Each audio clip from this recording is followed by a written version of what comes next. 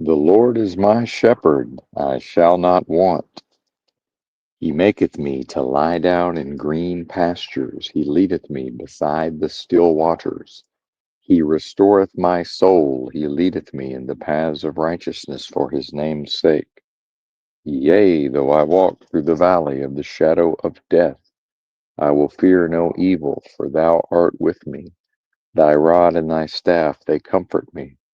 Thou preparest a table before me in the presence of mine enemies. Thou anointest my head with oil, my cup runneth over. Surely goodness and mercy shall follow me all the days of my life, and I will dwell in the house of the Lord forever.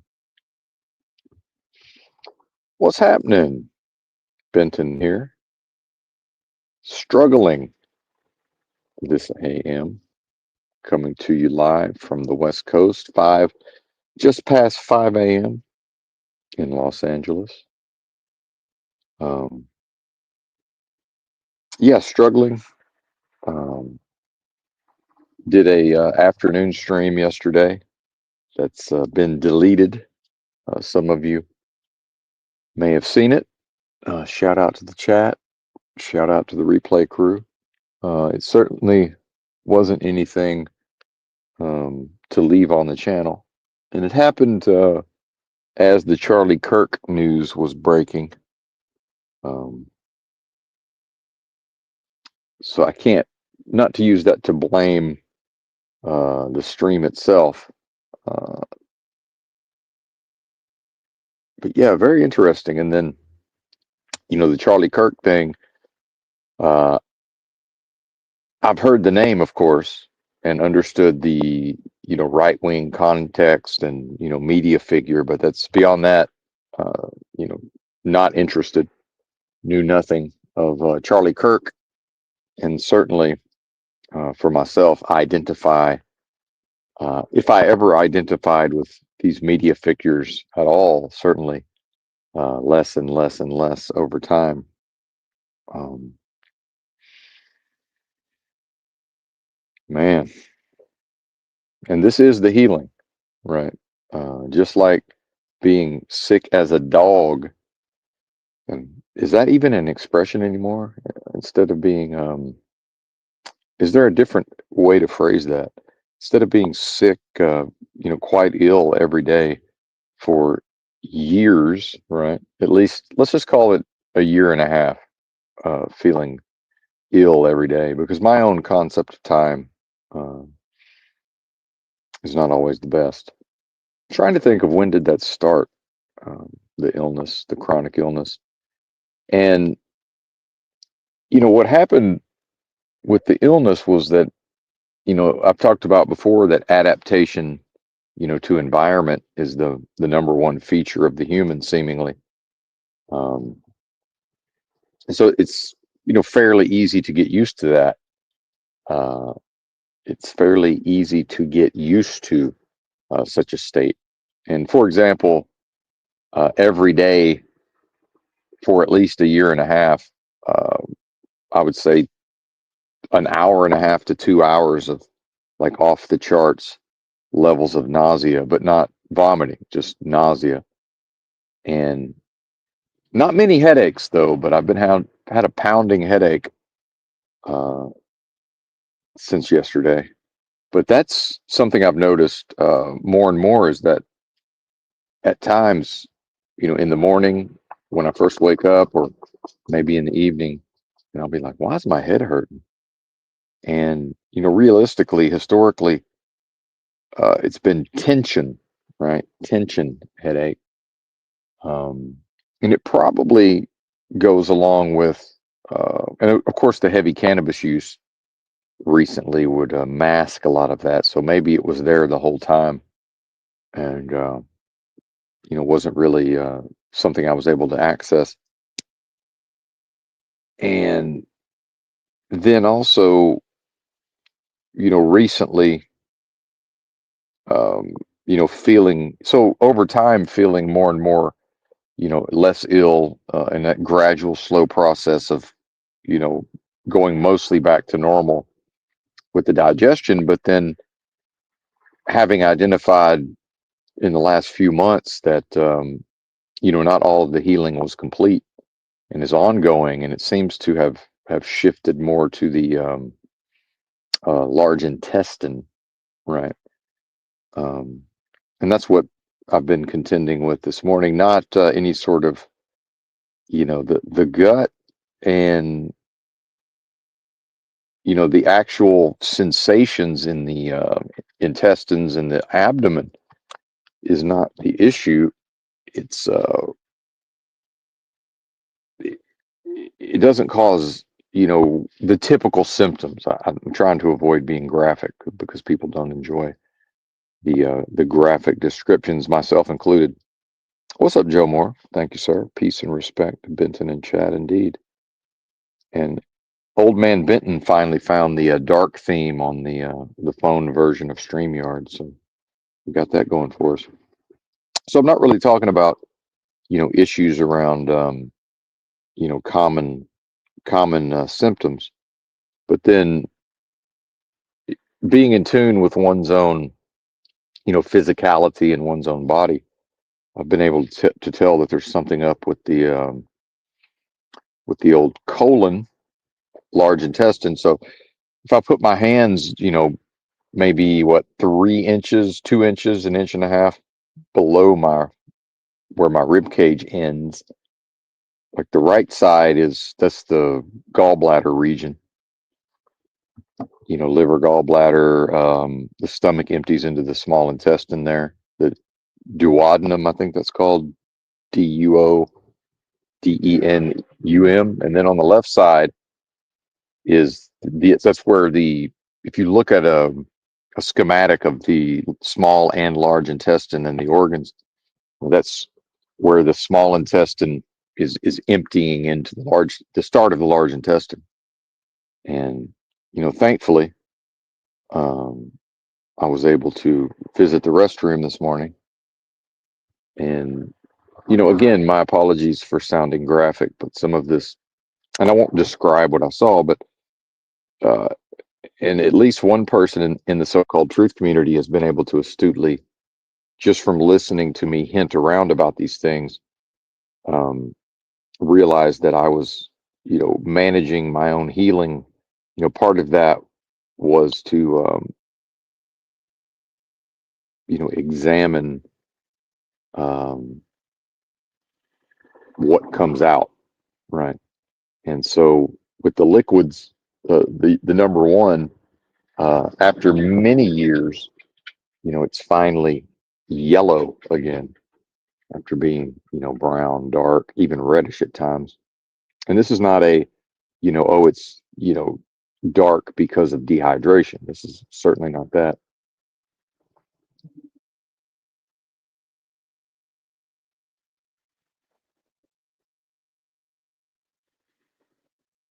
My apologies. I got distracted by something behind the car, or sorry, outside the car. This may be a time to begin to train myself to learn to speak more softly. I don't know how well I come through on the stream, but to me, it sounds like I'm, almost like whispering. But and how's the background noise? I also realized that I had the option for background noise cancellation in StreamYard was unchecked. So that's back on. So we also found that. So hopefully my audio is coming through. My voice is being heard.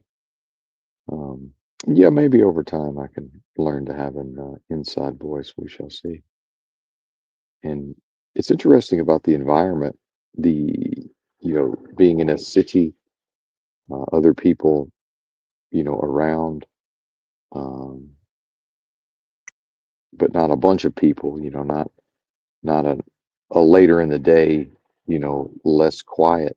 And then this time of the morning, 5 a.m. certainly uh, suits itself to, maybe a more quiet time, right?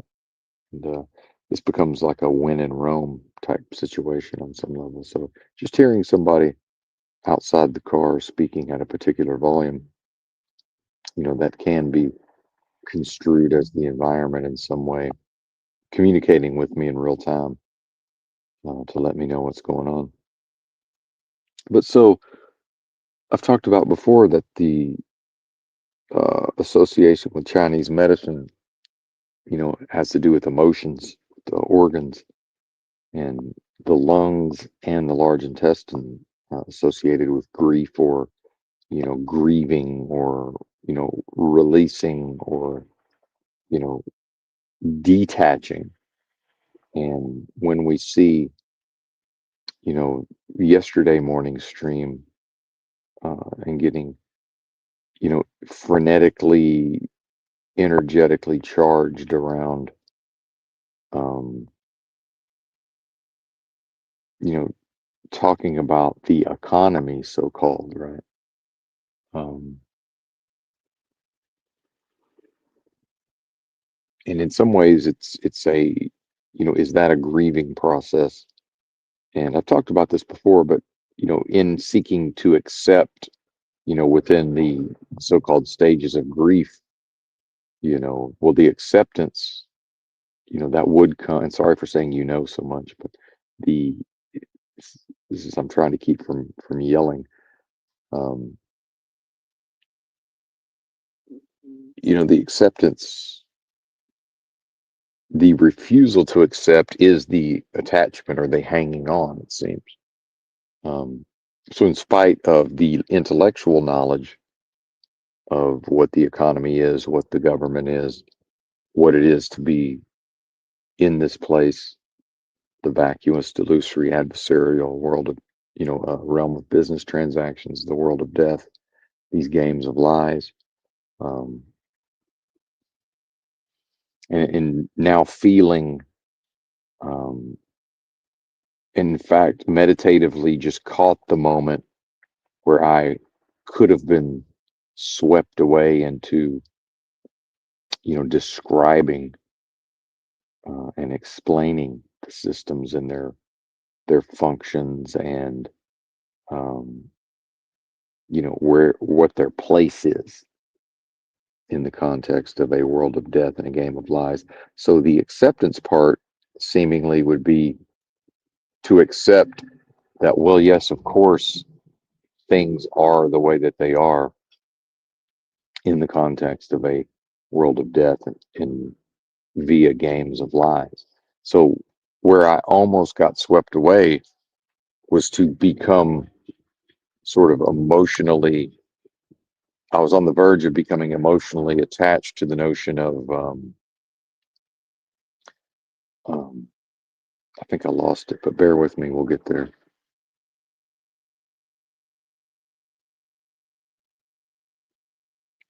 Yeah, swept away with the idea that, and bear with me, I'm probably going to need to pause at times just to gather my thoughts and try to, instead of jumping around quite as much as the past. And, the reality is to continue to publicly speak, and this is public speaking. There are people who can hear me. Certainly, the environment is surveilling and recording audio and video. Um, whether or not the technology allows the so-called powers that be to look inside of my vehicle or not. Certainly, the audio would be uh, coming through loud and clear with whatever technology would be in a major city like Los Angeles. World of Death, Game of Lies. Oh, yes, it was a recent idea I've been talking about with. So this is the personalization, and in fact, it does represent curse. Unfortunately, to treat blessing as if it were a curse, because it's an acknowledgement that there are people within the current context who are, quote, getting ahead or accessing, money, properties, um, the ability to live a certain type of life. And so recently I've been talking about that those people are doing so via, um,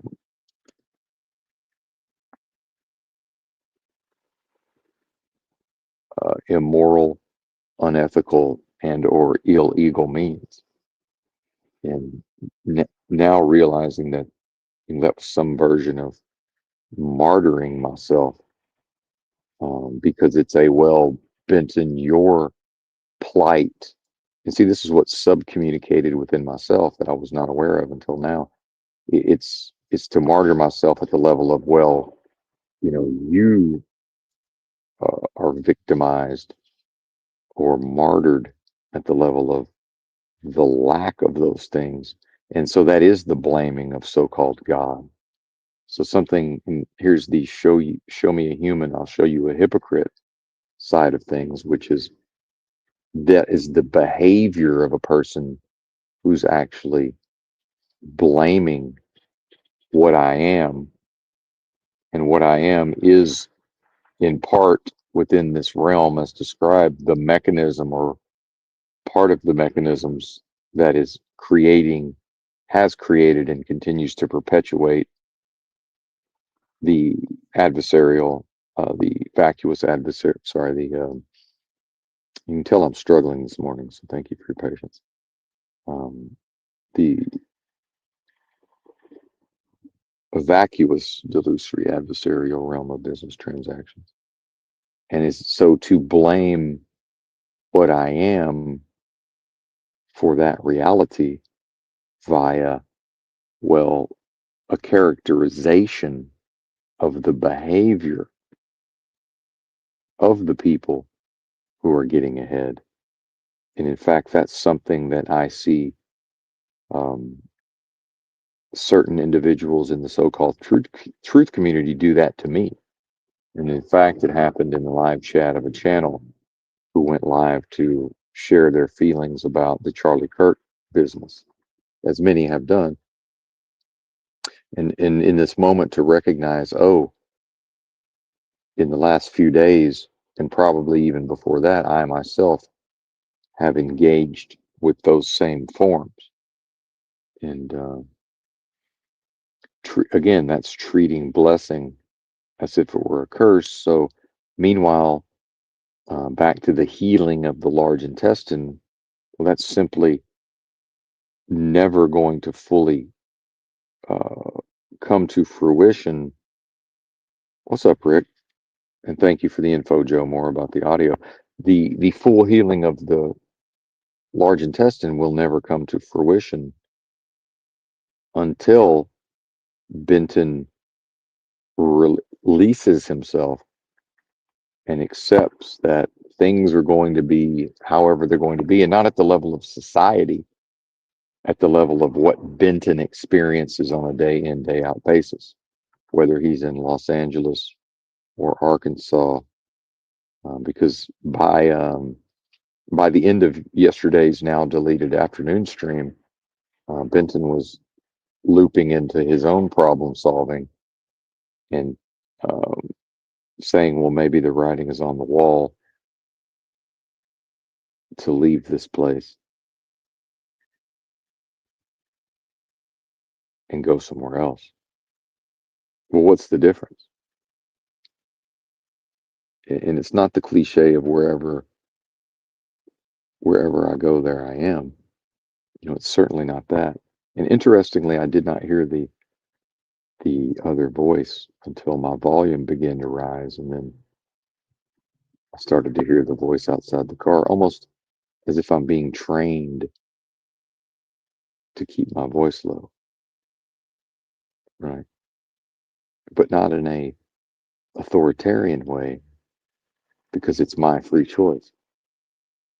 See, because as much as I've complained about Americans as authoritarians, well, it's not 100% of the authoritarians. I myself have noted that I'm tolerated in the streets of Los Angeles if I'm preaching or discoursing at a loud volume and, you know, perhaps at an appropriate time of day, uh, with but near a bus stop with loud buses pulling up on a regular basis that are loud enough that it would, you know, blow my own voice out to attempt to shout above the volume of the bus. and they get caught at the light, and they can be there for 5 minutes. And the ability to wait patiently and not lose one's place in the discourse is certainly helpful. And this is also the notion of, oh, well, America was built on the notion of immigration and people coming to the country, but then, many groups will then connect that to an idea of assimilation. Well, if a person is born in the United States, which has several distinct regions and distinct cultures, well, what is, it's a win in Rome situation. So the reality is my own behaviors in the context of where I'm from have been completely fine historically, but in the context of where Benton finds himself now, it it doesn't jibe, right? So instead of what would happen where I'm from, or at least some of the places, it's not everywhere. My hometown perhaps would be a different matter, but I'm thinking of certain areas of Arkansas where the popo will show up because somebody would call the popo for the public preaching and teaching and discoursing. And it's only teaching if someone's willing to listen and take the lesson.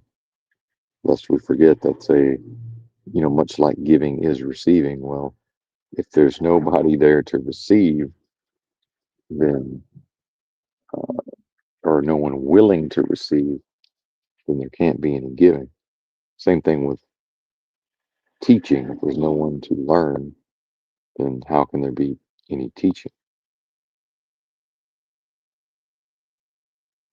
And what I see in many individuals is,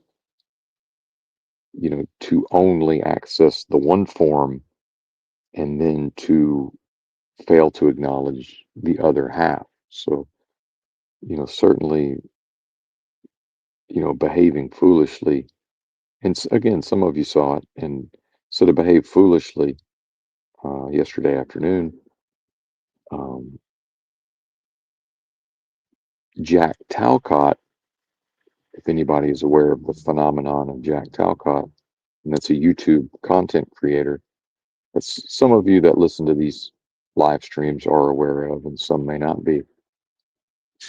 But he clearly behaves in ways that where he does behave foolishly, and he will acknowledge it in certain ways, but is he truly internalizing and examining in order to correct himself, right? So, really, the only version of wrecking Benton, wrecking oneself, would be to refuse to examine this and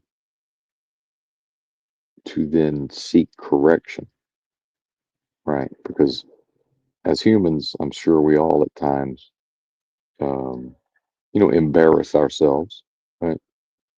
Uh, and so to be comfortable with and sit with, the knowledge of, well, no, nobody else caused that. It wasn't anyone else's fault. I, of my own free volition, chose to behave that way. And there's power in that because the moment the being will acknowledge that, it's like, okay, now we have something to work with, the royal we. See? And if I was uh, walking around a quiet park in the morning and there was a person who does live streams in their car with the windows cracked, the typical LA attitude is they don't know, they don't care, but it's not their business, whatever. Um, the activity itself, just not interested, which is great. However, you know, if it's representative of disturbance because of volume, tone of voice, um, certain energies, right? Well, then that is actually detrimental to the shared environment.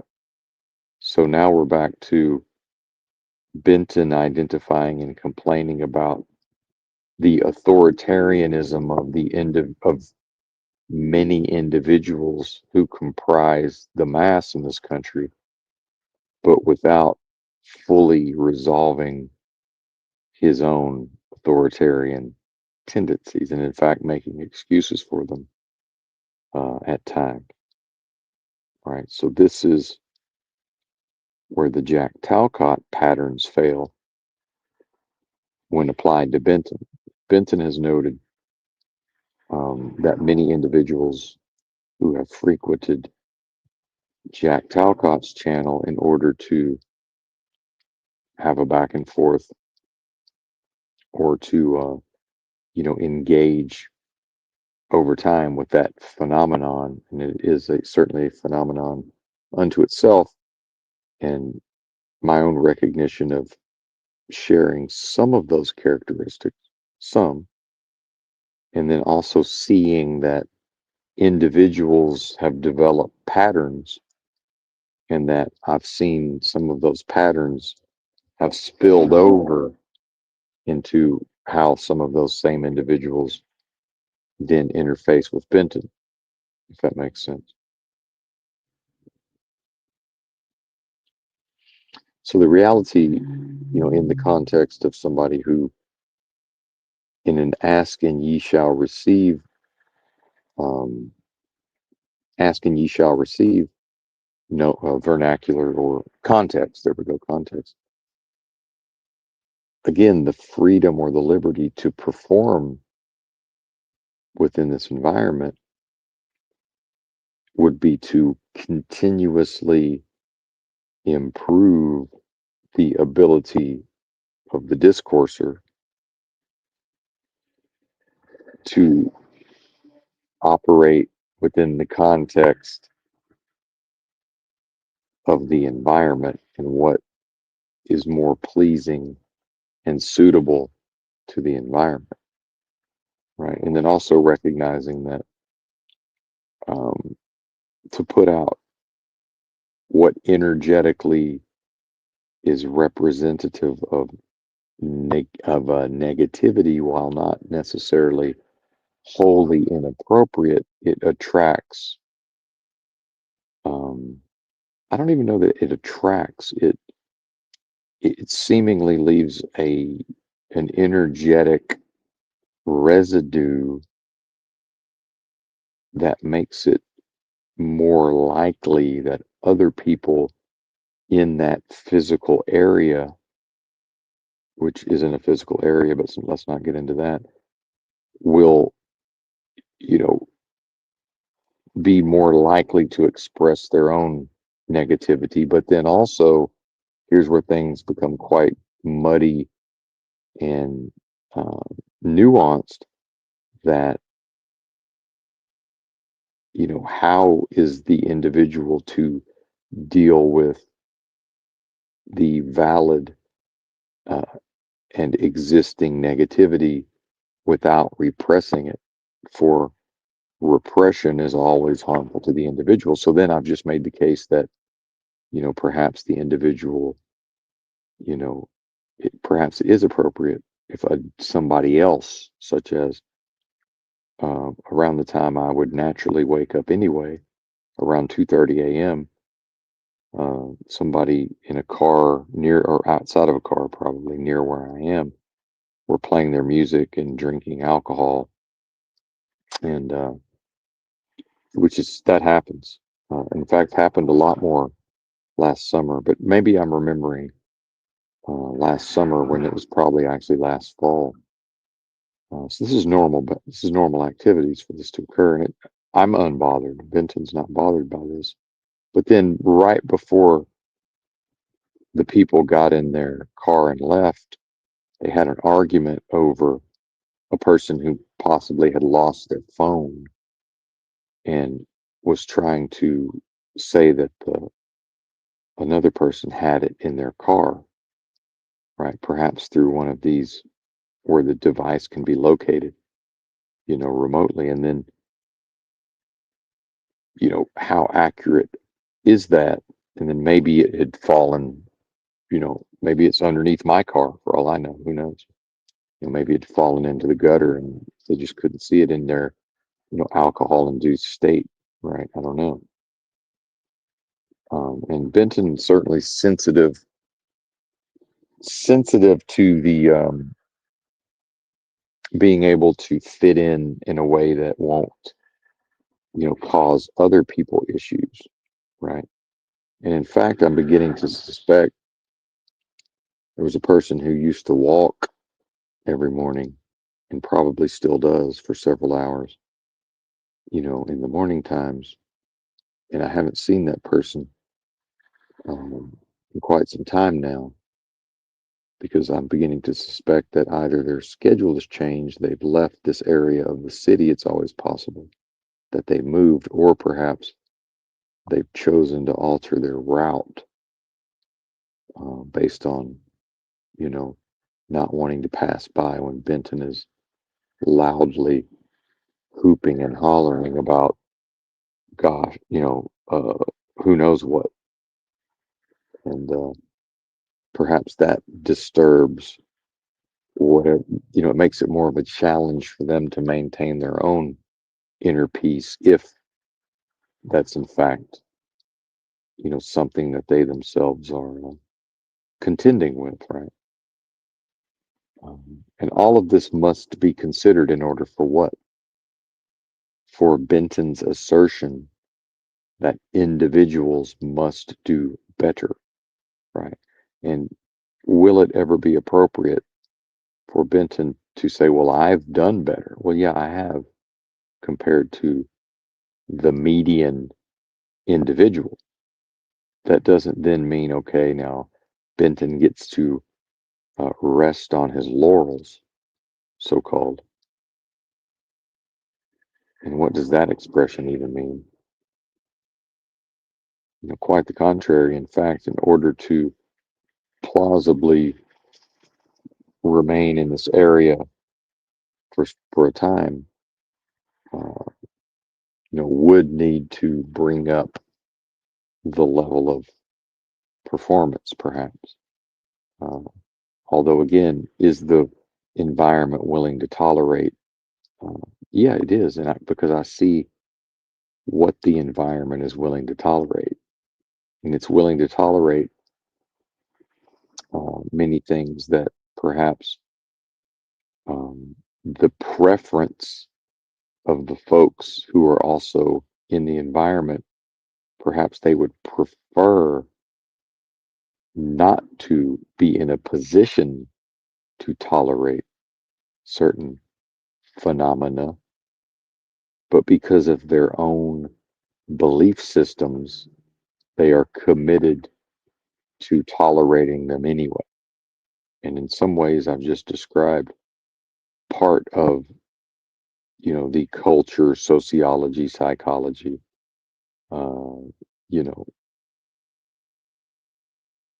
via anthropology, the study of humans, and juxtapose that with, Benton's own performance within this cultural context, but his performance, largely based on an entirely different cultural context, which again is the person who's left one culture and gone to another culture, but is refusing to fully assimilate, which is the same thing that a lot of folks back home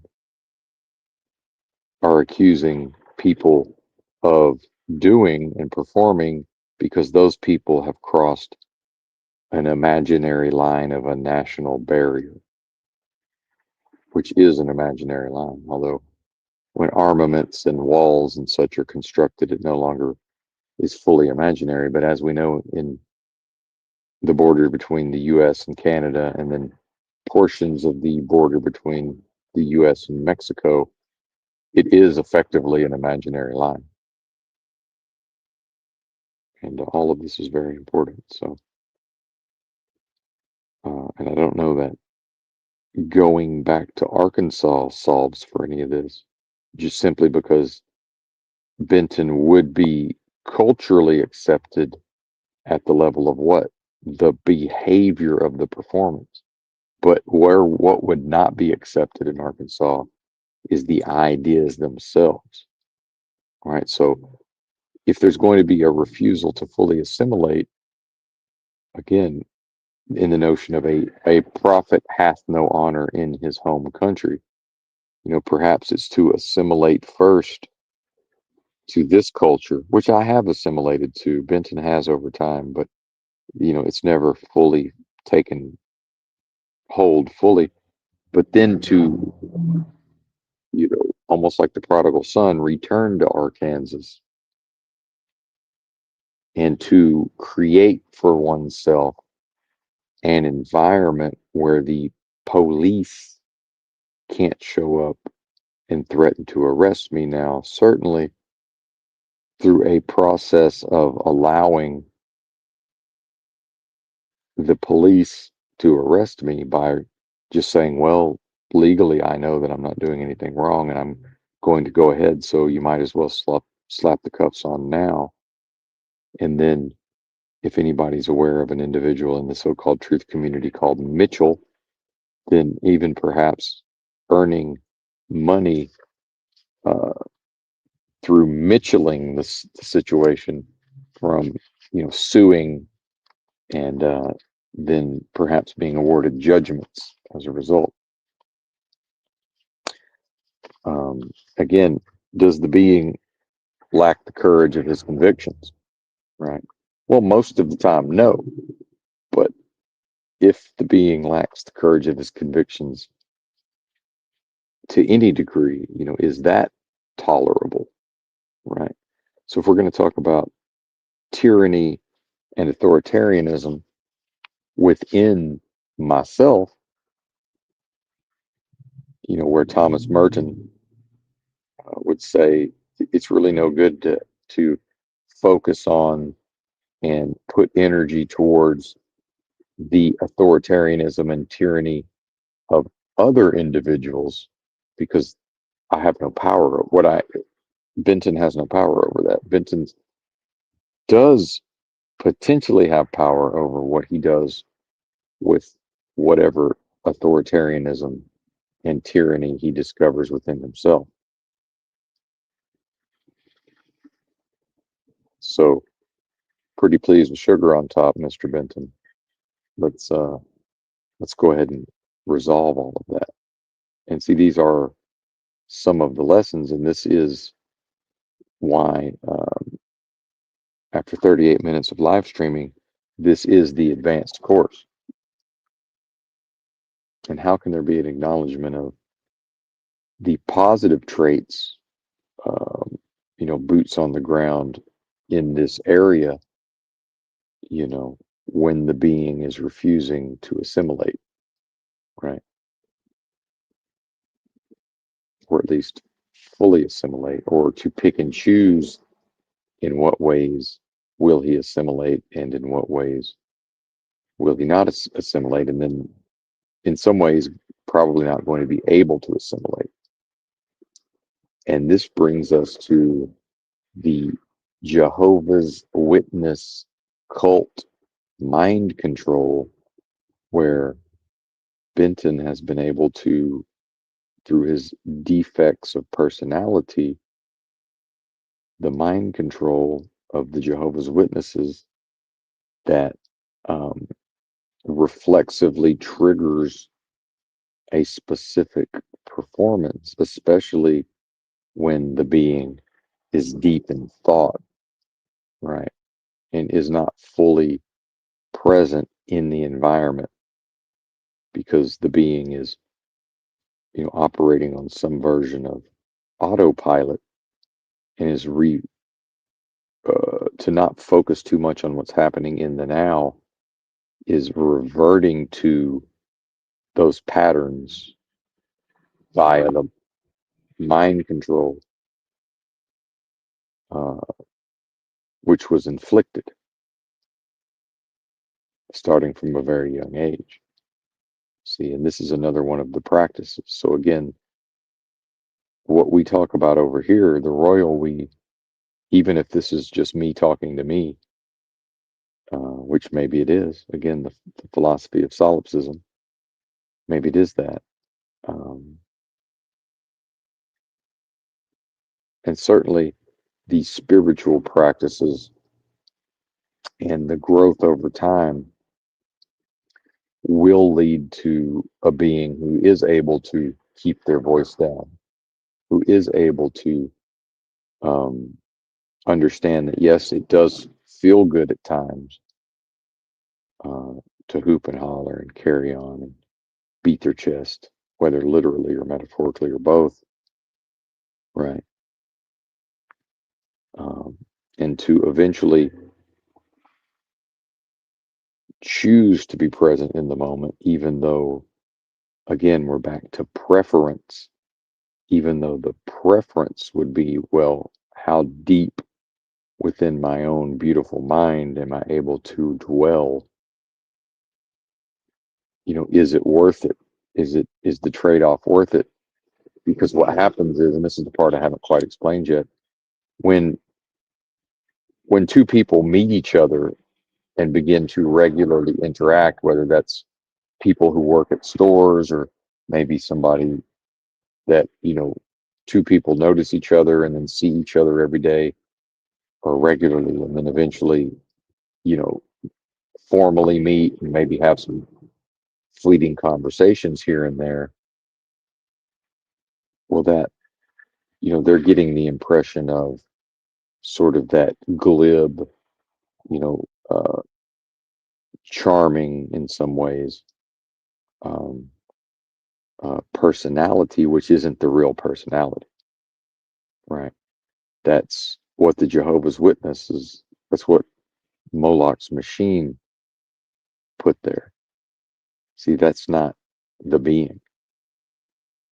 And it may perhaps not be possible to ever completely get rid of that phenomenon at a functional level. Perhaps it will always be present. However, the being in seeking further abilities to dominate oneself, right? So man will dominate man unto his own injury. What does that mean? It seems to mean that as a group, mankind will and is doing that to mankind. But then this is where the pronouns get tricky because perhaps Benton is also supposed to, or it is appropriate to dominate oneself, uh, myself, whatever that is, in the context of, hey man, we understand these preferences. However, let's just go ahead and be even more vigilant. Let's go ahead and be even more tapped into the internal space. And this is the process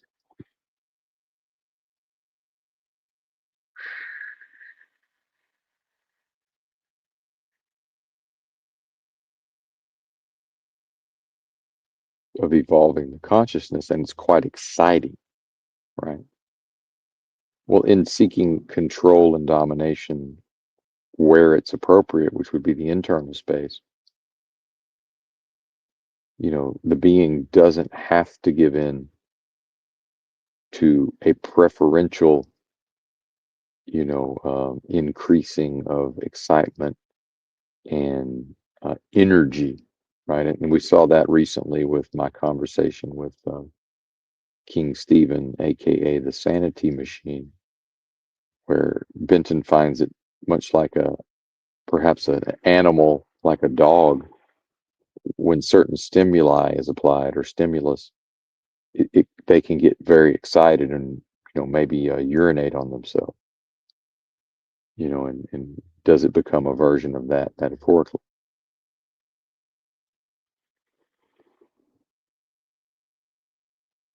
And then pissing on the environment to some extent.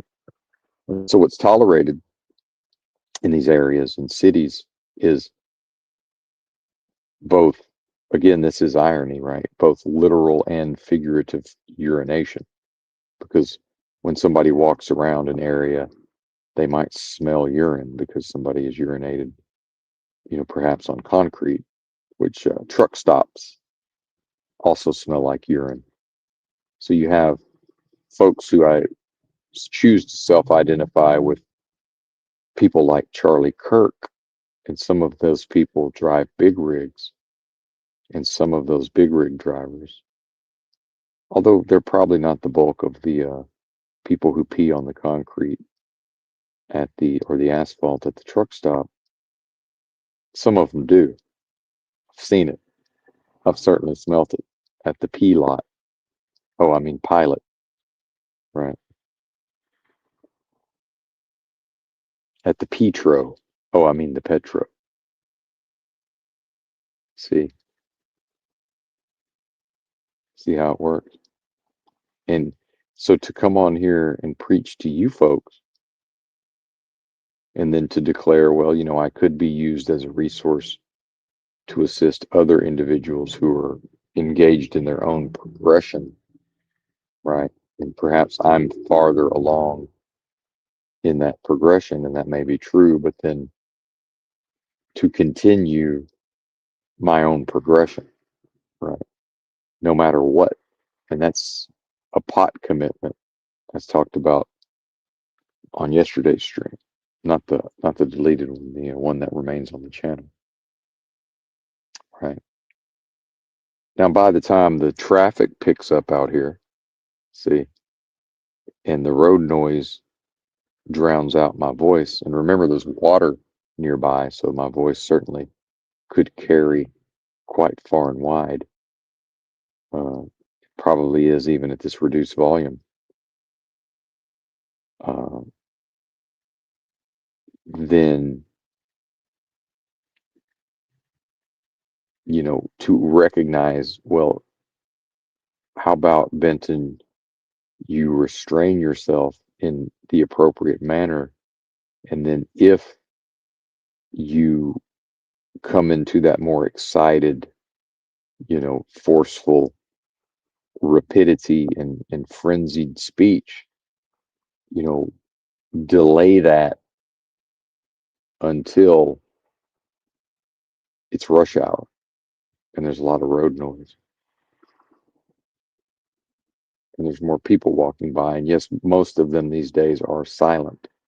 And yes, Benton does prefer a noisy environment to a quiet environment with respect to just the daytime into the evening in a city. It's always been strange to me that um, cities used to be way louder at certain times of the day into the evening, perhaps even in certain areas into the night and the early AM hours. But then at a certain point, for whatever reason, that has changed in this country.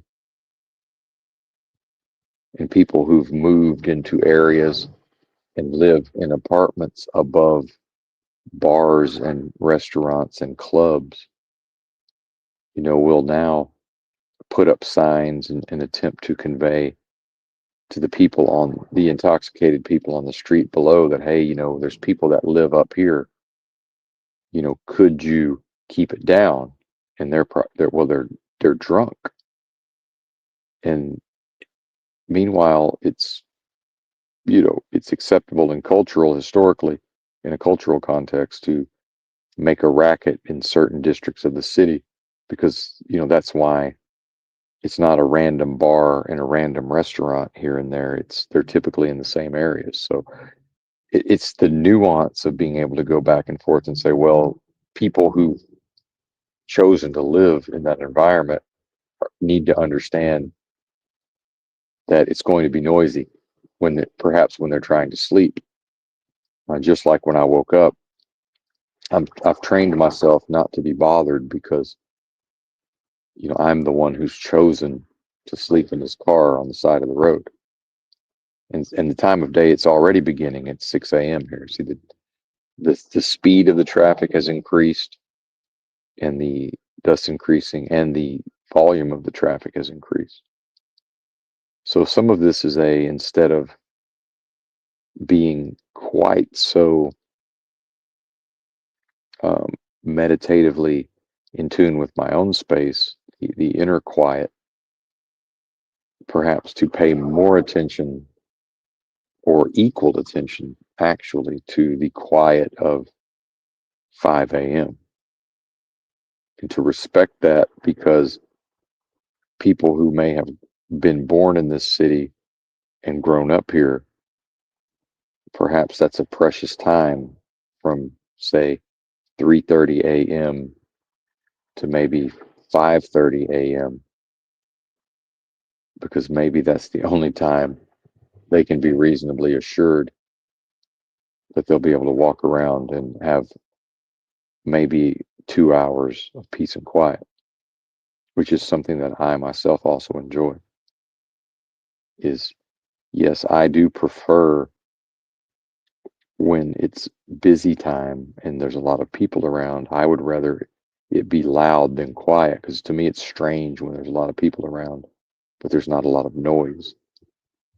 And if you look at notions of spooking the herd, right, that's sort of an ominous thing, you know, arguably, right? That quiet where it historically would not have been. Well, now we're talking about a um, a cacophony and a something that's anathema to what would exist if there wasn't a bozo white boy with a southern accent in a car, uh, sullying the peaceful environment, right? And then, the very human desire to then, now here's where acceptance comes in, and non-attachment is to understand that there's a part of the being that would always want to then explain all of this to other people. Well, that's not really possible or appropriate, right? It's like, yeah, man, that's great, but and again, the feminine or yin energy would say, well, you know, perhaps there can be trust that, okay, well, maybe we remember this guy used to cause a ruckus, or what seemed like a ruckus, but then here he is, um, seemingly growing and evolving and changing into a being that's able to keep that under wraps when necessary. But then it's a benefit to society, because, especially in the context of revolution, that's some people seem to believe may happen, and I don't share that viewpoint, but in the context of uprising, that then becomes a useful tool, right? Polemic, I think, is the word for this. It's not a word I've used very often, but a polemic or polemical. So let's look that up real quick, if you don't mind, and mainly so that Benton can be reasonably assured that he's using it properly. Polemic, Polemic,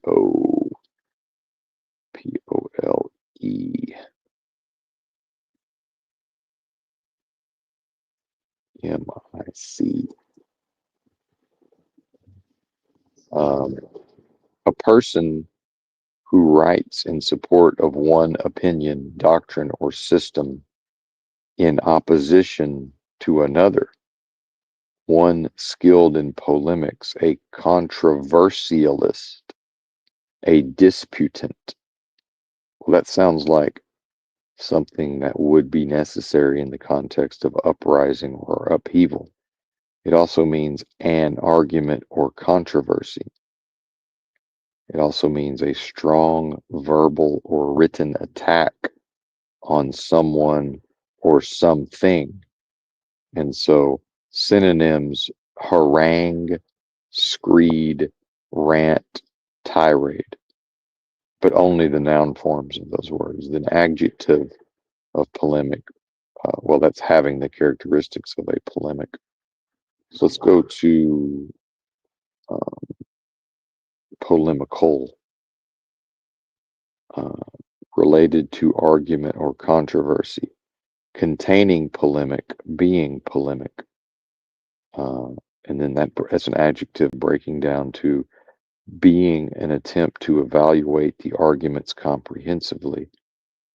And then somewhat derogative, prone to causing disputes, inclined to causing the expression of opposing opinions, disputatious, contentious, edgy, right? And in fact, my own post last night in this other person's live chat, the person accused me of being edgy, right?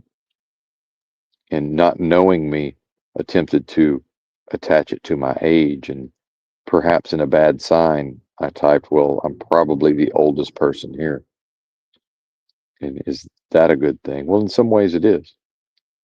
So synonyms would be argumentative, contentious, quarrelsome. Well, there's not going to be a revolution, and there's not going to be an uprising without individuals who are willing to behave in ways that are argumentative, contentious, and quarrelsome. However, was that the behavior of Jesus in the Bible? Well, Jesus in the Bible presumably would not have been permitted to behave in such ways, because the authorities most likely would have showed up and said, hey, man, we're not having it. And if you keep on, it's eventually the death penalty, partner. So thesaurus, quarrelsome, and then the antonyms would be conciliatory, pacific, and peaceable, right? So, hey, Benton, you're on Pacific time. So it's not to 100% of the time inhabit these states of being conciliatory, pacific, and peaceable. It's to be able to access those states when appropriate, while also retaining the characteristics of argumentation, contention, and quarrel. Right. And that's what we see from the so-called left, is people who are able to be argumentative, contentious, and quarrelsome in a directly confrontational manner. And when it's appropriate to the purpose, then it's the tool applied appropriately. Now, what we see with the left is they tend to remain that way across the board. Again, does not make for a pleasing environment. Now, the being certainly could and would argue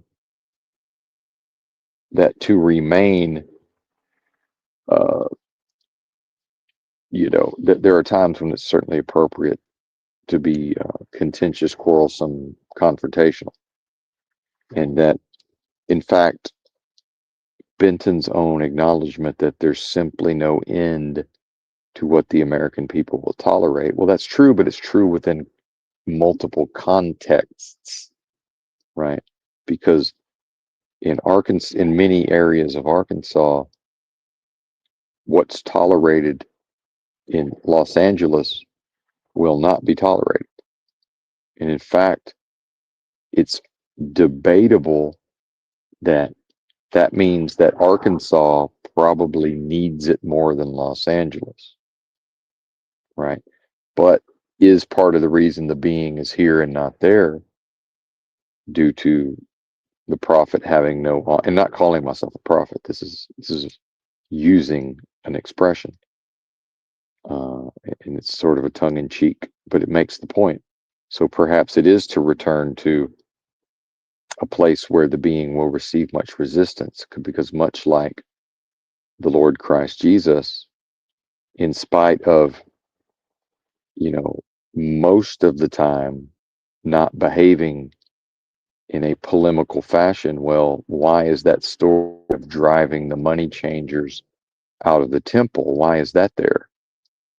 Well, it's, to me, it's many things, but in a way, it's an acknowledgement of that the being has retained the ability to be that way or to manifest in those fashions when necessary, while not behaving that way simply because the being has the ability to behave that way. And it's, is the being going to shore up his weaknesses through teaching himself to be, uh, peaceable and pacific, right? Not specific, pacific, when that is copacetic. Because the fact is, there's many times when it's copacetic to be polemical, right? Or to be confrontational. And that brings us to something from the notes that I've yet to glance at, which is that yesterday or the day before, what happened was I ordered, because one of the advantages of Amazon and paying for Amazon Prime is that if I want to order one item to an Amazon locker, that's my prerogative. It doesn't necessarily line up with maximum profits for Amazon. So I ordered this bottle of ginger extract liquid. And in between the time that the order was placed and it was able to attempt to be delivered to the Amazon locker, the Amazon locker's hardware physically broke down. And so what's happened is, yesterday was the third day in a row that it was attempted to be delivered and couldn't be delivered. Well, Amazon, it's because somebody's driving around with products anyway. It doesn't really cost Amazon any more money to, well, let's just go ahead and see if this is deliverable, right? Because we don't really know when the Amazon locker is going to be repaired. Meanwhile, there's no way within the system for Benton to go on his app and say, well, actually, let's not deliver it to that locker because it's out of service. And then why doesn't the system understand that it's out of service? Well, it's suiting its own purposes, clearly. So I've spent 15 minutes of my time talking to a human being on the phone who lied to me out of their own convenience, to, in the context of slaving away for a corporation. And this is the moral hazard I've talked about, wherein individuals, in order to feed their families and make a living and participate in consumer society, because of the corporate structure, end up placed in situations where it's in their best interest to not actually do their jobs, but to instead suit their own purposes. And can you really blame them, given the current corporate hellscape? I can't really be mad at them, but my own integrity won't allow me to do that. So the person merely told me what I wanted to hear, and they lied to me and told me that it was going to be rerouted. Meanwhile, they asked me for the address of an Amazon locker that they want it sent to, or that I'm able to have it sent to. And I think maybe they even attempted to do this, and the system, I don't believe, would allow it, but maybe it did. And this is going to show you, the details of this story will show that the realm itself gaslights and spiritually attacks. The actual Moloch's machine structure itself spiritually attacks and gaslights. Um, and it may be some version of incompetence, but so what Benton did wrong is he acquiesced because of my own experiences in call centers and IT and customer service and all of these things working within these various systems. Old Benton here knows that that agent doesn't need me to give them the address. And in some ways, this is actually, them probably being trained in some manner or learning probably from their coworkers to sort of maintain control of the call, right? So, you know, putting me in a position to do part of the job for them is like, yeah, man, we're going to need you to sort of kind of do what we tell you here, right? Which is a violation. That's some version of treating curse as if a blessing as if it may be a curse. Because I even told the guy, but I acquiesced and I looked up in a begrudging fashion. I looked up on my phone and recited the address to him, but he's absolutely able to pull it up on his system. See? So yesterday afternoon, actually close to my bedtime, around 8 p.m., I called Amazon, requested escalations from the first agent. Of course, escalations won't get on the phone until I describe the problem to the first agent.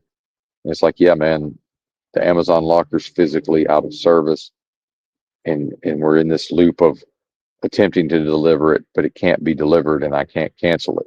And now they're about to attempt to deliver it for the fourth time tomorrow. Right. And, doing all of this without becoming angry, but then the confrontational, contentious manner is consistent with my own personality. See, so it's not incongruous. It's perhaps inconvenient for folks at times. Right. So,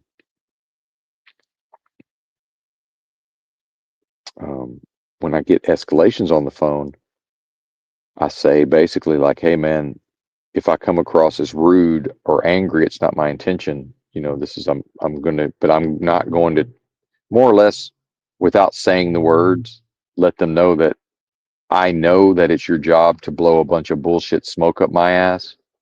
I'm not having it. And in fact, in some ways, it's being implied that, and I didn't explain any of this, but for the purposes of what I'm explaining to the audience, it's in some ways, an acknowledgement that we're both playing a game, right? In that game, you know, if people will go along with the bullshit, that's what they're going to get. They're going to get bullshit because remember, there's simply no end to what the American people will tolerate. So I tolerated the previous agent who did not fix my problem. And that's what I told the first agent. I'm like, hey, I'm all good as long as the problem is fixed. That's because that's ultimately, I'm not worried about my pound of flesh. I'm not worried about compensation for my annoyance, right? I don't need to be apologized to. While I'm here, and I did tell him this part, while I'm here and you're here, can we pretty please with sugar on top fix the MF and problem? Although I didn't say MF, of course, because then if they want to, they can drop the call or give me a warning and then drop the call if I'm foolish enough to use profanity again. Yeah, again, we all know this game to some extent. And so he tries at a certain point, tries to start blaming the third party that drives the products around for Amazon. Right. Well, that can't be the problem. The problem is the product continues to leave an Amazon facility. Their third party drives it to an Amazon locker. Then the third party drives it back to the Amazon facility. Right. And so I used to work for an Indian man, or that's not correct. I allowed an Indian man who had bought my college friend's convenience store. I allowed him to continue to employ me or to employ me. And one time he had a dispute with this company that his vendor that delivered, the some of the products for the store. And he got into a dispute with the delivery driver because the company had made an agreement, right? And then the delivery driver shows up and now the story's changed. So hilariously, the owner is like, call the police. He's got me calling the police who show up, right? And they don't show up and say this is civil. The cop shows up and hears everybody out. So the cop is trying to sort of make an issue. So, well, let me back up. So the experience of the owner of the store is that people have trouble understanding him when he talks. So he turns it around on the cop and says, "Hey, could you remove your gum? I can't understand what you're saying." Right. And the cop actually got mad about it. It was pretty fucking funny, actually. Um, so I did a version of that because when the guy starts trying to tell me what is obvious lies about blaming this third party, I'm like, listen, man, I understand that I have a certain accent and it's not a good accent, but I need you to understand that I'm actually quite intelligent and I'm familiar with how all of this works. So can we skip the part where you tell me a bunch of things that we both know are simply not true and can't possibly be true? Because, I have access to a certain, you know, performative ability to understand that that's not true. And I'm happy to explain to you that that's not true. And I can explain why it's not true because you wouldn't be in that. And I didn't say all of this to him. Right. And then he even tried to push back on me about my accent because, again, under the corporate hellscape, when he's being monitored by AI and maybe a human who's going to perhaps listen live or listen um, to the call later in a recorded fashion. So now he has to say, "Oh, there's nothing wrong with your accent." I'm like, "Listen, man, in America," because he was an Indian fellow on the call. I'm like, "Listen, in America, when somebody wants to make fun of somebody for being unintelligent, they talk like I talk. They affect my accent. So I need you to know that I sound like the dummies, but I'm not one of them. And this is important. And I'm telling him this, and I'm telling you this so that we can work together to resolve this issue." And I didn't realize it at the time, but it was the wise old Indian man's version of, "Hey man, can you remove your gum? I can't understand what you're saying," because he was difficult to understand for somebody who hasn't listened to him over time and learned how to hear him, right? And the reality is in California, people could, if they wanted to, they could focus in and learn how to decode what in the heck I'm talking about, but they refuse to. And how I know they are able to is because they can understand the broken English of someone who spoke Spanish in their home country and then came here, right? And I even called somebody on that one time um, when there was a bunch of homeless people around. A woman who I could tell was choosing not to be able to understand me had absolutely no problem understanding the broken English of somebody who was not that conversational in English. And I called her on it. I said, "Listen, you focused in and concentrated long enough to understand what she said, but why won't you give me the same courtesy?" And she actually agreed with me. So she said, "You're right." Now, maybe she did that because she understood that was the best strategy, kill them with kindness, right? "Oh, you're right. You're absolutely right." And then, of course, she's not going to act upon that. And that's her free choice. She gets to choose whether or not to act upon that. See? So back to the phone call. And now here's where the nightmare dystopia rears its ugly head or shows its pretty face, as it may be. When the Because I'm like, "Hey man, the prior agent just straight up lied to me that I could have this thing rerouted to a different Amazon locker." Well, it turns out, and again, whether this is true or not, maybe that agent put in a request because maybe that agent doesn't have options on their screen to actually change it to a different locker, and that gets sent over to a different team. And when that team looks up their tools, it says we can't reroute to any locker that's more than 1 mile away. And so I'm sitting there, and the guy on the phone is telling me it's 1.1 miles away. Right. And again, this is gaslighting. This is the realm gaslighting. This is, uh, you know,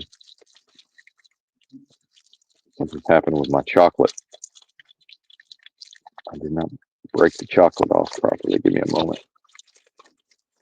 Dark chocolate fail in progress. Aha. And bear with me while I eat this chocolate. My apologies. Or please tolerate this. I'm going to mute the mic real quick.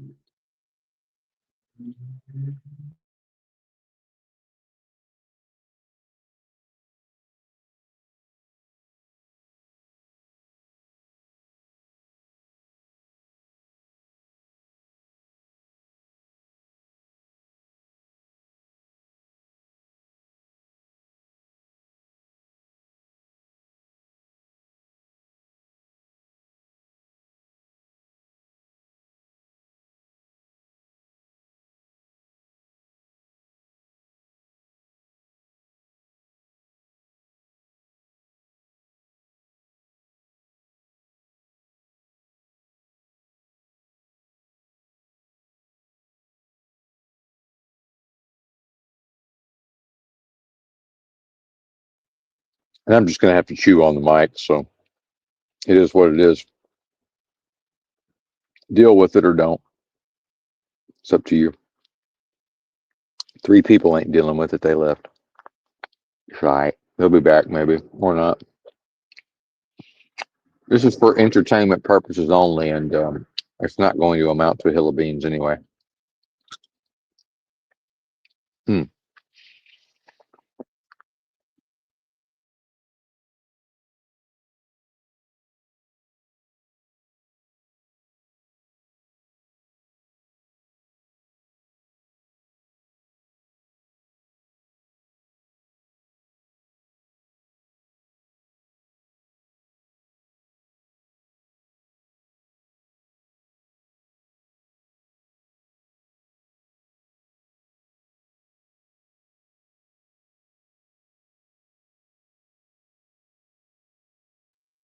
Hmm. Dark chocolate, good for the teeth, as long as it's the sugar that's not good, and there's no sugar in this. Quite bitter until one gets used to it, though. Hmm. So, and remember, this agent's going to have patterns that are developed over the typical caller who's got a bone to pick, and they need some emotional labor performed, right? Well, Benton with the neurodivergence and the undiagnosed fake autism, we're only having this phone conversation so I can have the issue resolved, because I'm not willing to just order a second product and wait for a refund, right? I'm waiting this thing out. So what I don't want to see happen is let's try to avoid the part where we attempt to deliver it the 4th time. Pretty pleased with sugar on top. Can we do that? So now he's looping into this emotional labor, which is just, see, this is inconsiderate that people do this to each other, because all I care about is fix the fucking problem. Apologies, now I'm getting annoyed, allowing myself to get annoyed.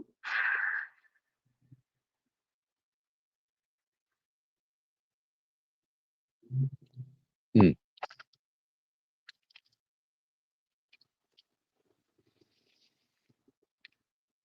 So, and more or less what I told him was, it was just, I'm conveying to him that if we work together, you know, and I don't say it this way, but if I give a little and he gives a little, we're going to get there together, right? And teamwork. So I cut him off, and I don't even let him go into the emotional labor part of it, where I need my pound of flesh, because, you know, I don't care how it's resolved. I don't need it sent to a different Amazon locker, right? And I'm sure he deals with angry people who are like, well, I don't want it canceled and order another one. I don't want a refund. I want my item, right? And my thing is, yeah, give me a refund and I'll reorder it. Who cares? And then he even tried to go into this thing again. It's to maintain, and this is, now I'm going to start making the main points I wanted to make with respect to being confrontational in a way to not accept the other person's bullshit which is now he wants me to, now he wants to sort of counsel me on how to not order it to the same Amazon locker, right? Like, hey, man, but again, he's treating me like I'm dumb. And I'm like, wait a minute, sir. I said, when I go to I said, because remember what I told you, I'm quite intelligent and detail oriented. So I've already gone to my shopping cart in Amazon and I've tried to order a completely separate product to that Amazon locker only to be told that it can't be delivered there because the Amazon locker is out of service. So why are we even discussing a potential error where I might mistakenly order it to the same locker again when that ain't fucking possible? And I didn't use profanity, but you know, please don't do that, because number one, you're implying that I might do a dumb thing, which I might if allowed to. But number two, the dumb thing that you're assuming I might be capable of doing, the system won't let me do that dumb thing. So we're not talking about that anymore. Basically, like, no, this is not up for discussion, right? Because it's not possible. And it won't be possible until they fix the Amazon locker. So, the fact that I'm explaining it to him, maybe he didn't know that. I have no idea. Maybe he's never placed his own order to an Amazon locker. Don't know, don't care. But then we also went through this thing of he's wanting to see, do I have an address within 1 mile, right, where it can be sent to? And I'm like, I use Amazon lockers for a reason. If I had an address, would I be using Amazon locker? Right now, some people do. It's more convenient. Maybe it's more convenient than where they live, right? Understandable. And then in a pinch, when an angry person is refusing to compromise at the level of problem solving in a back and forth, you give a little, I'll give a little. See, he's seeking to problem solve based on these people that have forced him to perform emotional labor in the past. And he's over it. You can tell he's over it, but he still has to do it. And he has to do it professionally, right? Because otherwise he's not going to work in escalations. He's not going to be able to climb that corporate ladder, right? So I'm just like, no, that's not possible. And then he's trying to do another lap. And I'm like, I don't want to talk about that because it's not possible. I've just told you it's not possible. And see, it's the same energy form, and it's the same thing that a person whose personality is not suited for confrontation, they want to act like it's always inappropriate to behave that way. No, it's like, no, just because some people are unwilling or unable to behave that way, that doesn't transfer onto me. And now I can't be wrong for just telling somebody how it is and saying, listen, man, I'm going to compromise, but as part of me compromising, I'm not going for the bullshit. Okay, let's just not even talk about it, because I'm already controlling myself, because there's parts of me that are part of the reason I'm able to so quickly find the weak points and the errors within these systems is because it is annoying to me on some level, right? So can we just not do this, please? Thank you. And to his credit, he was able to go along. So at a certain point early in the call, he's wanting me to read to him the addresses of these 2 lockers, right? And I'm like, hey, man, I know for a fact in your system, if you know the name of the locker, why are you asking me for the address? See, whereas before I had acquiesced to the prior agent, right here, no, I'm not doing that. Nope. If you really need to know the address, you're going to look it up in your system. But I suspect that he doesn't need to know the address. I suspect it's on his screen. And this is a way, again, to maintain control of the call, right? And so, in fact, the violation was, some would say, well, the violation is Benton's, brusque, direct, and confrontational manner. Oh, no. The error was when with the previous agent, I acquiesced to their fucking nonsense. That was a violation. And so a big part of all of this spiritual This idea of internal bootstrapping is to know, is to be able to, and to understand when to utilize which form. Just like in the story of Jesus, where he was mostly had to behave in ways that were copacetic and peaceable, right? Especially because of the ideas that he was conveying, which did eventually lead to what?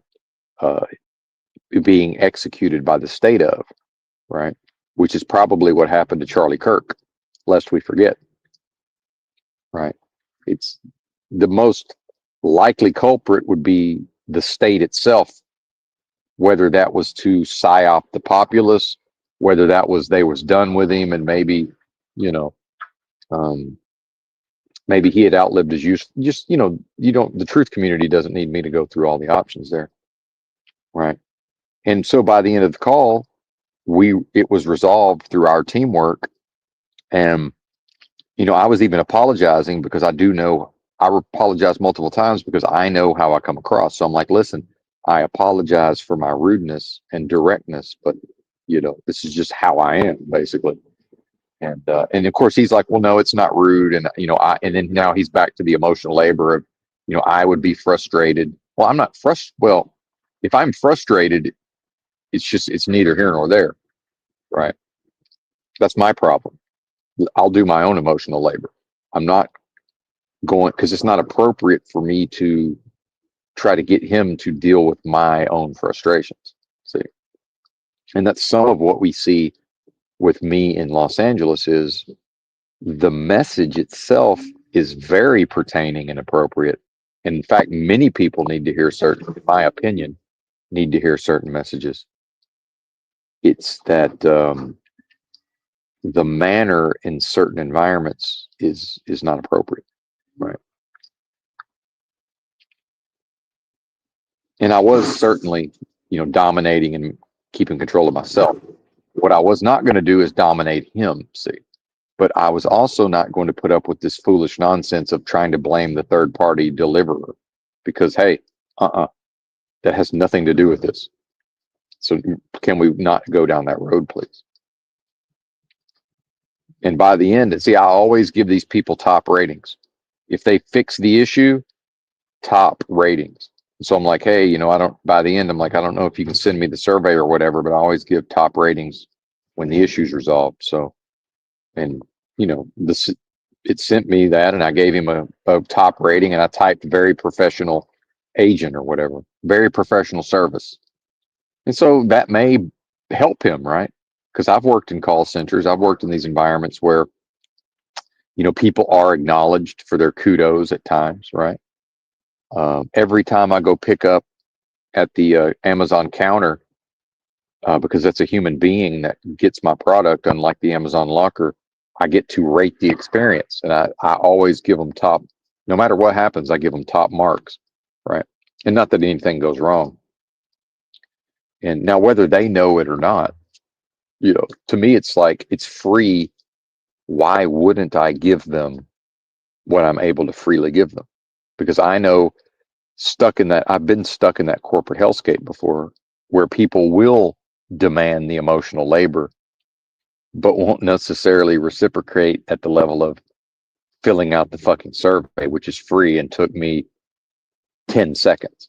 Oh, click all 5 stars in 6 different categories and then click a box and type very professional service, click submit, we're done. Right. And it's also with these channels to not click a like button on content that the person comes back to, well, maybe not every day, but, that someone consistently returns to a channel. But then the environment in America is, well, we don't want your negativity, and be positive and good vibes only. Well, here's an opportunity through clicking a link, through clicking a thumbs up, and it's free and it represents positivity. It's actually a symbol of positivity. It's a thumbs up. Right. Now, if people thumbs it down, it is what it is. Maybe twice a year I thumbs down a video, but every video I click on, thumbs up. Now, here's the thing. Sometimes I click on a video and I don't think I've seen it, and I've already thumbs up it. So I'm like, oh, okay, maybe they changed the title and the thumbnail to try to get more views. I've seen this already. So it's actually, at times, it's a benefit. And I think it wears off eventually. There's a period of time. There's a Miss Sam down there. Thank you, Chris. Big facts on giving good, thoughtful ratings. Indeed, because it's not, worst case scenario, they just don't benefit. Meanwhile, I lose nothing, Chris. Good to see you, sir. Chris does. I don't lose anything. And then, so this comes back to this idea of the inverted realm and people operating at a level of withholding and a lack, right? Withholding of the kudos. And my thing is, I would rather err on the side of too much compliment. And I go to this when I'm smoking pot. There's one dispensary that I go to, and they have these specials where it's like 40% off with, like, triple points if you get their, early bird special. So there's usually, right when they open, there's a line of people where there's a security guard there. And I've been there when the security guard was a different one and he didn't really manage the process and it was fairly chaotic. Well, this guy, he's on top of it the whole time. He's keeping everybody in their place. He's making sure things are done in an orderly fashion, by the book. And so when I leave there, I say, hey man, I know this is going to sound sarcastic, but I mean this. You're doing a really good job. And we just don't do that in our culture, right? Now, whether he gives a fuck or not, who cares? Because worst case scenario, it's just like, okay, that was strange. And then he moves on to the next phase of his life, right? Whatever's next. Or I don't know what kind of day that guy's having. And I'm genuinely appreciative that things are because I've been there when it was chaotic and a clusterfuck, right? So I'm not lying to him. I genuinely appreciate it. And when I'm able to, I genuinely appreciate the bud tender by tipping them, right? And when I have income, I tip them quite generously every single time, right? Like in Bakersfield, it was $5 because who cares? Because I got a pocket full of money, right? And I know from experience that in the near future, I'm not finna have $5 to tip, and that is a difference to people. And see, it's not to brag on myself, right? This is not the case. It's to show that we don't know what somebody else is going through. Like when I had a flat tire in Missouri, and I happened to catch the Tire and Lube Express at Walmart before they closed, and the guy who works the counter, who also probably wants to learn how to do all of this patching of tires, and he wants to be able to know how to do whatever, and maybe he wants to eventually, if he's going to be the manager or whatever, he's got to learn how to do everything, right? So there's no tech available, and if there's no tech available, I'm going to have to wait till the next day, which I slept in my car in the parking lot anyway, so it didn't matter to me. But it's still better if we get it fixed right away. I don't have to think about it overnight. So, and he was, some of these Gen Z, he's in his 20s. You could tell he's a good dude, and gave him $20. And meanwhile, I had to like fold it up in my hand, and because I have to ask, because the worst is to try to tip somebody and they won't take it, And I'm like, hey man, like, am I able to tip you? And he told me basically, like, I don't know, like fucking wrap it up in some trash or something and fucking hand it, like and how is this America now that we can't tip people? We're worried about, because Walmart, as their corporate culture, they just don't allow anybody to accept what's viewed as a gift. And I understand, because they have, entities and vendors that will attempt to, they'll try to get their way, because And from Walmart's perspective, what if this guy does end up working at the home office at some point in the future, and I've bribed my way into some sort of good relationship with this guy, and I just happen to know him, and I used to work at the home office, so it's, this is unlikely but plausible, right? But later on, he thanked me for the 20, and he said, without getting into details, like, that's the difference between me eating tonight or not eating tonight, is what he told me. Because, and this is a lot of what Millennial Steam talks about on his channel. The fact is, people with whatever income they can come up with, there's a lot of people in this country, once the paycheck is gone, they just eat however they eat, meaning food bank, whatever. Somebody will just, maybe just, hey, here's some ramen or whatever, right? So $20, he can go buy him a proper meal. If he wants to, he can go in the store and buy enough maybe for, a meal and then leftovers, right? But I had no way of knowing that. I'm just a person who had enough money that, who cares? $20, who cares? Right. And this guy did me a solid because he didn't have to, and they were closing relatively soon. He didn't have to do any of this. He chose to do it with a hungry belly. Probably hadn't eaten that day, or other than just whatever he could scrounge up at the Walmart, right? But it's not about Benton is awesome because I am, or what I am is awesome, right? It's not about that. It's about $20 meant almost nothing to me at the time. Who cares? I'm not hoarding it. I know I'm going to spend it on something. And I know at some point I'm going to be limited on funds, unless I continue truck driving. So take the $20. The barista, or the bud tender, take the $5. And maybe it means something to them, you know.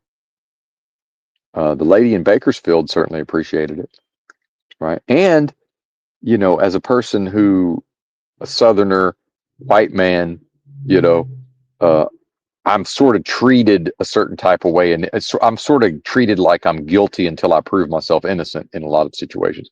Not in a bad way or a rude way, just we're indifferent towards you, sir, in spite of your own affable nature, right? But then tipping them, and then returning and tipping them, and then returning and tipping them. And I don't need my butt kissed. It's just like, hey, now they're happy to see me, right? And maybe they're going to tell me about a deal or something. Maybe I'm going to get the inside scoop on something. Maybe it will be to my advantage. See, and why not? And meanwhile, living in the streets with almost nothing for all of those years, I remember what it felt like when somebody just randomly showed up out of nowhere and dropped a 20 on me. It didn't happen a lot, but it happened, right? And that's a very particular feeling, because I certainly had what I needed, but there were things I wanted that I couldn't necessarily get much of the time. So now it's like, oh, maybe I have, wanted to treat myself to a nice meal or whatever. Here's $20, right? Oh, this guy doesn't know what he's going to have for dinner, and probably skipped lunch.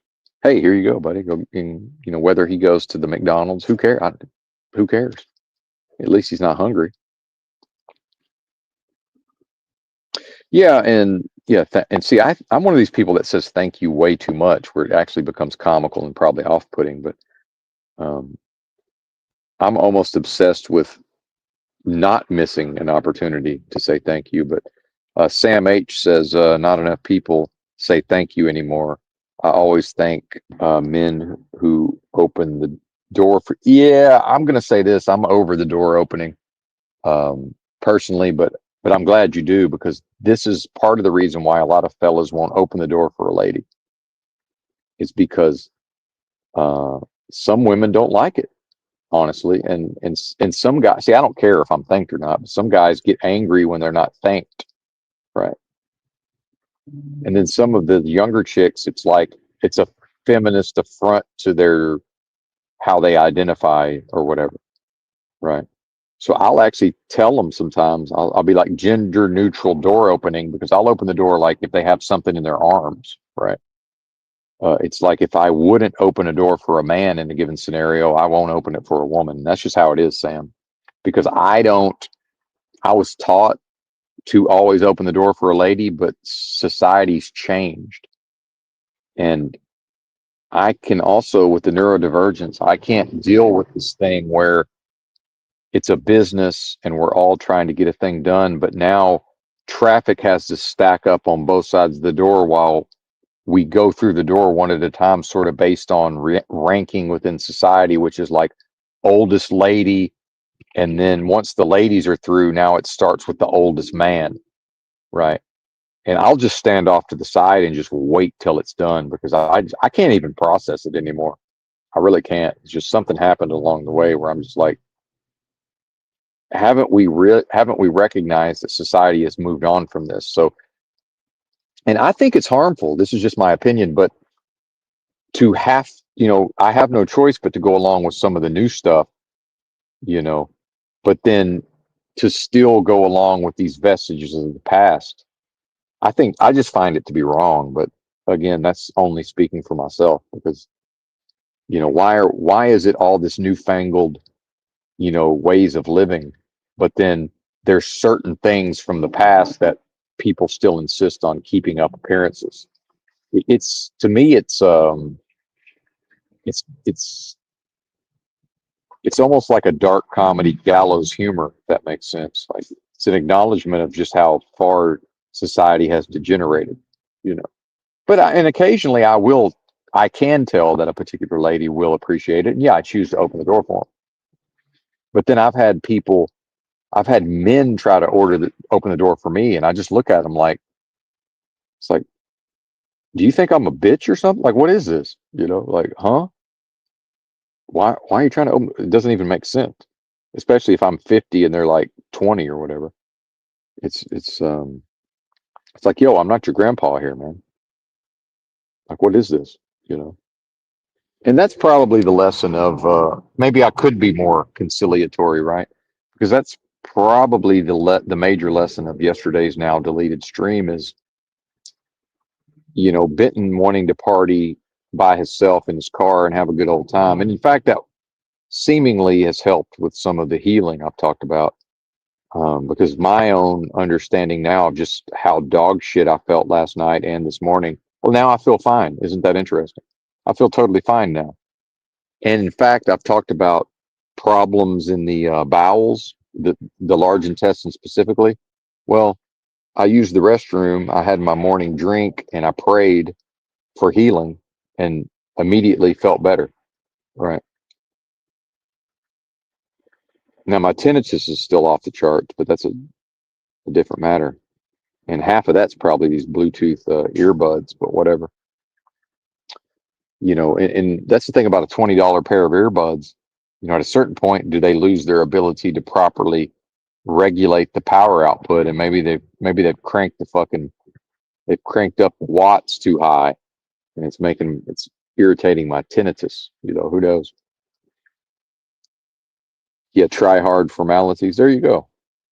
See, certain people view it that way. So not only is it not welcomed necessarily, it's viewed in a particular context, right? And this notion of the upholding of the old ways simply because they're the old ways. But then, when I'm not inconveniencing somebody and I can just sort of tell from her body language that, maybe she would appreciate a fella opening the door for her. Yeah, I'm happy to do it.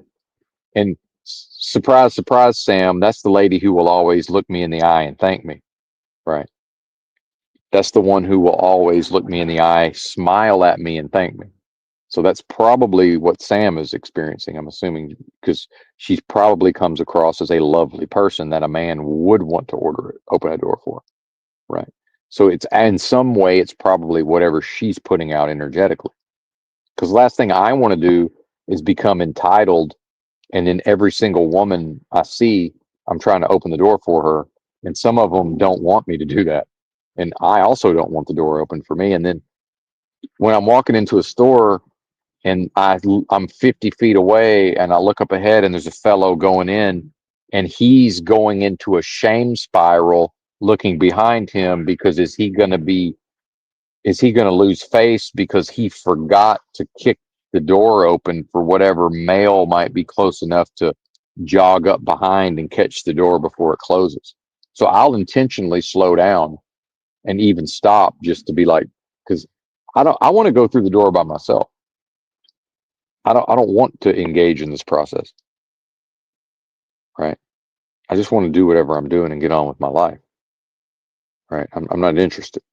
But it's what's his motivation? His motivation is to avoid the shame of potentially being observed doing a thing, not upholding what he understands of the status quo and the social contract. Where it's like, I would prefer to open the door. I'm just trying to get in and out of this place. And a lot of times that's at a truck stop, and I'm a truck driver, and this person may be like a local who works in the oil field. Maybe they're in a pickup truck with a welding rig in the back of the pickup truck. And in my mind, I'm just like, let it die, bro. There's there's nobody near enough to you. You can't lose face because you're the only person. So get on with it. I'm not jogging up there to catch the door so that you don't feel ashamed of yourself. Right. Maybe my knees hurt. Can't you see the gray hair? Right.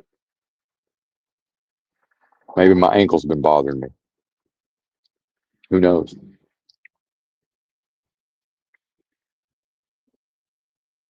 Christos says, or Ghostface Chris II, like people trying to be nice and let you go in traffic, but it's actually exactly. I'm glad you said this. I figured this out 20 years ago. You let people in on a red. Once that light turns green, there's no more letting people in. Because why, Chris? Because there's no trust. The person who's being let in will only ever do it as cautiously as possible. And now I'm behind, and I would have made the light, except because of the lack of trust, it's taken way too long for the person to get into traffic. So, yes, let them in on the red and don't let anybody in on a green. That's the rule, or it should be. Now, I understand that people can't figure that out for themselves, but yes, I don't let anybody in on a green because I know they're going to take way too fucking long. And I'm thinking about the person behind me who's about to not get through this light. Now, here's what they do to truckers, Chris. This is diabolical. And I've stopped saying that word because it's become trendy and in vogue, but I've been saying it far before it became trendy and in vogue. But as a big rig driver, when I'm kind of close up behind a car in front of me and we're at a red light and now everybody takes off, well, I can just floor the fucking rig, and if I'm loaded, I couldn't rear end these people if I try. It's not possible. If they just take off normally, I can't physically hit them. Well, their thing is they're scared of big rigs, so they intentionally hold me back so that they can then scoot away. But what happens is half the time I now can't make it through the light. So the light turned green, they held me back. And now some of that is they may just not want me behind them down the road. Now, this is just people being selfish, right? That's all that is. So I try to really let them know as the light's turning green that I'm going to go very slowly and gingerly. Please don't hold me back. It's not necessary. Like, this thing's slow enough as it is. It doesn't need to be held back, right? But then when we have all of these big rig drivers that they drive it like a bully, see, and I flat refuse to drive like a bully because I'm the biggest thing on the road, right? I will not drive like a bully. But at times, if I've just let 100 cars into traffic and now it's my turn, I'm going. And if somebody thinks they're going to uh, c- jump up to the front of my tractor and they're going to push their way in, good luck. Because I've already decided that I just let 50 cars in, and you're number 51. Don't know what to tell you, but nope, not gonna happen. Then I will bully the fuck out of them if I have to. Because yes, did you not see the 50 people I just let go? Because I could have been a bully and not let any of them go, right? And I know how to drive. I can drive well enough that I can really get into it and make it damn near impossible for them to scoot in front of me if I choose to. And I'll be on the air horn the whole way. It's air horn city, baby. And I have to do that in Dallas sometimes. In Dallas, there's certain exits where people know that if they see a big rig, they can shoot around all the traffic that's trying to take that exit. And they know that traffic will be slowed down enough that they can jump in front.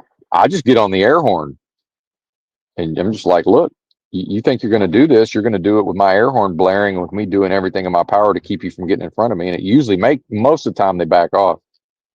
Right. But some big rig drivers, like this guy that ran over, what's his name? Tracy Morgan, the comedian, and killed his best friend. And Tracy got this huge settlement from Walmart. This is a Walmart driver. And he actually, on his Twitter, when he returned to work, he was saying something about, he just basically on his social media was talking about how he described it in his own way, but it was like he was going to get out there and drive like he owns the road. See, I don't believe in that. And sometimes driving a big rig, there's somebody who just decides that they're the sheriff of the road, and there's just nothing I can do about it because I can't pass them. All I can do is lay back and see, yep, here's the sheriff. The sheriff's here to keep everybody driving in a particular way, right? He's out here enforcing it. Everybody's a cop, right? Everybody's a cop. Yeah, that's right. Diabolical. Yeah, I know it started, didn't it? And it's funny because when I started having these conversations with Big L, I would and this is years ago now. I would regularly say diabolical because I always have, and he always thought it was funny. So I don't know. I'm not taking credit for it. I'm just saying, at a certain point, it certainly entered the zeitgeist. So, which makes me look for any opportunity to use pernicious, which is a similar meaning but not quite the same. Yes, but pernicious. Allegedly, Joe Moore. There you go. Oh, U.S. patent. Subliminal acoustic manipulation. Oh, I'm sure that's a thing. Yeah. Well, my dad's complained about ringing in his ears for a long time. I will say this: mine was very weak and mostly not present. And there are things a person can do. Like I used to go into these little practice rooms in the junior high when I played percussion, and I taught myself how to play percussion because my original instrument was saxophone and alto saxophone. So we ran out of drummers and I volunteered, but at that point I had to basically teach myself how to play the drums. So I was in these little practice rooms banging away on a snare drum. And, as a child, not caring that I was fucking my ears up. And I'm not saying that caused it, but because my dad has it real, he's been complaining of it for years. But I'll tell you when I really started to have it bad was during the pandemic. Because I was, especially when it really got bad, was I suspect I had the alpha form of COVID because they sent me to. It's the only time I've ever driven to the West Coast for truck driving. I went to Seattle area and King County, and I hit a deer en route, and it took an entire week since I was in the middle of nowhere to get the rig fixed. And by the time I got to King County, it was the biggest hot spot in the country. And I think I had the alpha, but it was so weak. All I did was like go to sleep on my normal break, and then I was fine. But that's when I really started to notice the ringing in the ears, and it's been regular since then, but it comes and goes. But it does seem to be more prevalent in Los Angeles for whatever reason. Uh, I remember last year in LA, I was getting it quite a bit, and then here lately, it's been yesterday and the day before, it's been quite strong. And you know what? I have to say, it really doesn't bother me that much. My dad really complains about it. So, but he's a bit of a puss. But I'm not a fan of it. But it's kind of neither here nor there on some level. But yeah, it's not fun. Yeah, many people are not approachable. Well, and see, I'm one of those many people at times. There's times when I'm one of those not approachable people. There's times when I'm very approachable. And in fact, Sam, that's something I've trained myself out of to some extent. I've realized that now some of this is people have probably gotten to know me to some extent, but I realize now last year there was way more people trying to approach me, especially at my car. And I nipped that shit in the bud this time. I just won't have anything to do with somebody that tries to come up and talk to me when I'm at my car. It's like, no, nope. Last time it happened, I just totally ignored them. I just kind of looked around like I thought, like I was confused because I got earbuds in and I'm looking at my phone. Like, why is somebody trying to talk to me and I can't physically see them? And, you know, uh, I do put out the approachable vibes, and you know, it is some version of a spiritual attack, but then it's also probably the Jehovah's Witness thing. I'm probably way too open to having an interaction with somebody. So over time, I'm training myself out of that, if that makes sense. All right, I'm going to drop a link, but no King Stephen and nothing personal. I'm not quite at 100% this morning, so if King Stephen happens to be listening, it's nothing personal. I don't have the energy for whatever that would be right now, and not in an insulting way. It's actually a compliment because I would want to be able to keep up a certain level of performance that I simply don't seem to be capable of right now. I'm not at my best this morning. Although I do feel like I serviced the spiritual material. I do feel like I serviced that well enough in the first hour that I feel okay to move on to lighter topics. And then, I do want to talk about the Charlie Kirk stuff. I believe I can give a different perspective. So I'm not going to drop the link just yet, and maybe if somebody wants to talk just about Charlie Kirk, they can come on if I drop a link here shortly. Although, I do need to see how long have I been live? 2 hours. Let me check how much data I used yesterday because I streamed like way more than normal yesterday. And I am early enough in the cycle that I haven't crossed over to bandwidth to burn yet.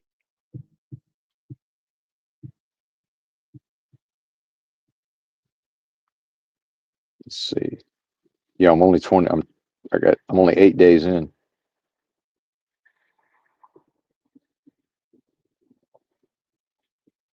See, I used 3.5 gig yesterday, but I have no way of knowing if that was all I used yesterday because it hasn't clicked over to today yet. So I don't exactly know. But the Charlie Kirk stuff,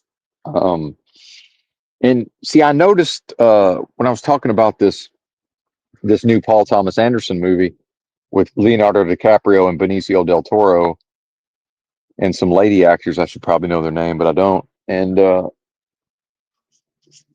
um, it's already being promoted as probably going to win a bunch of awards, and it's about revolutionaries.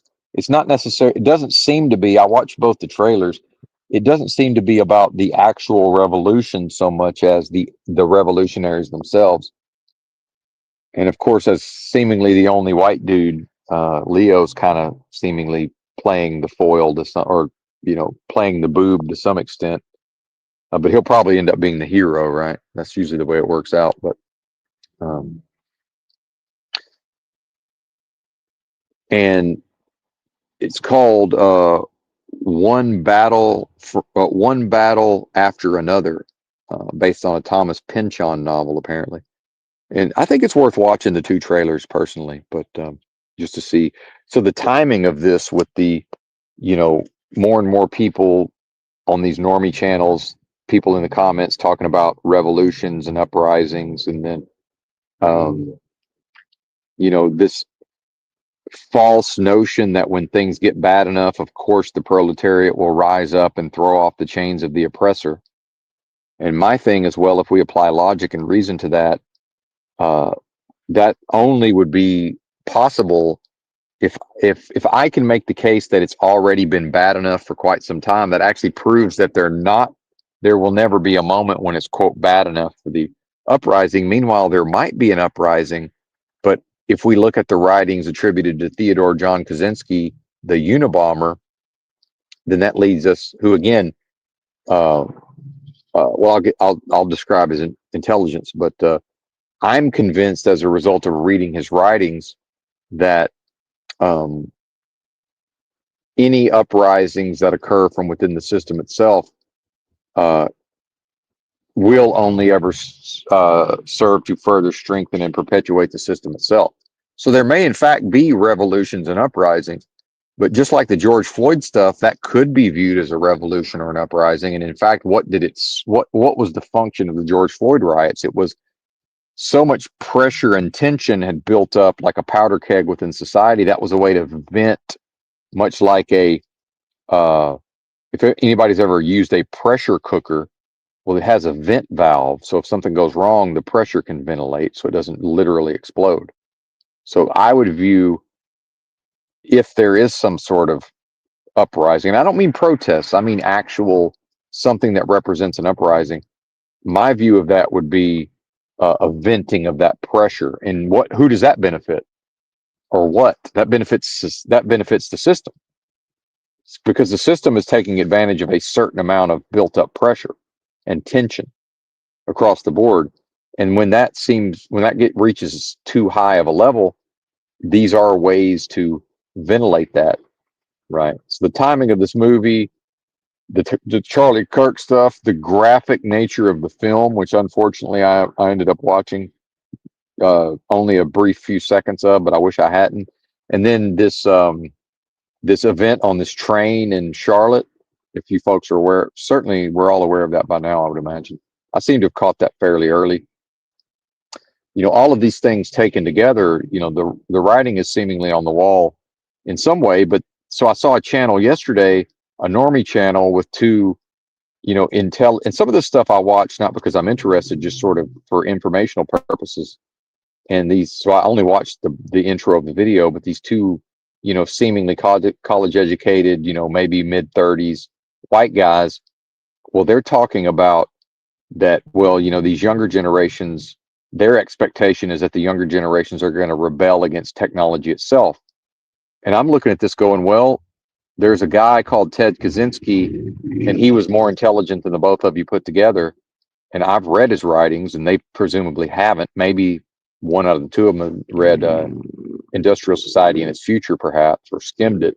But I did my best to read all of Kaczynski's writings. It's quite difficult to get through, but I did. I gave my best effort, and although not entirely successfully, but uh, there's academic, and then a lot of Kaczynski's ideas are not his original ideas. They're actually based on a lot of these guys that the Machine Lies, which is a different YouTube channel in the space of the so-called truth community. This Alul, I think, is the guy's name. And there's a couple of others that Kaczynski studied all of that material, and then he added to it with his own writings. And again, whether that was a psyop or whether it was co-opted or whether, and we know he was MK Ultra, but whether that was a real person with his own writings or not, it's at least representative of a being that the system claims to have one of the highest IQs ever recorded, right?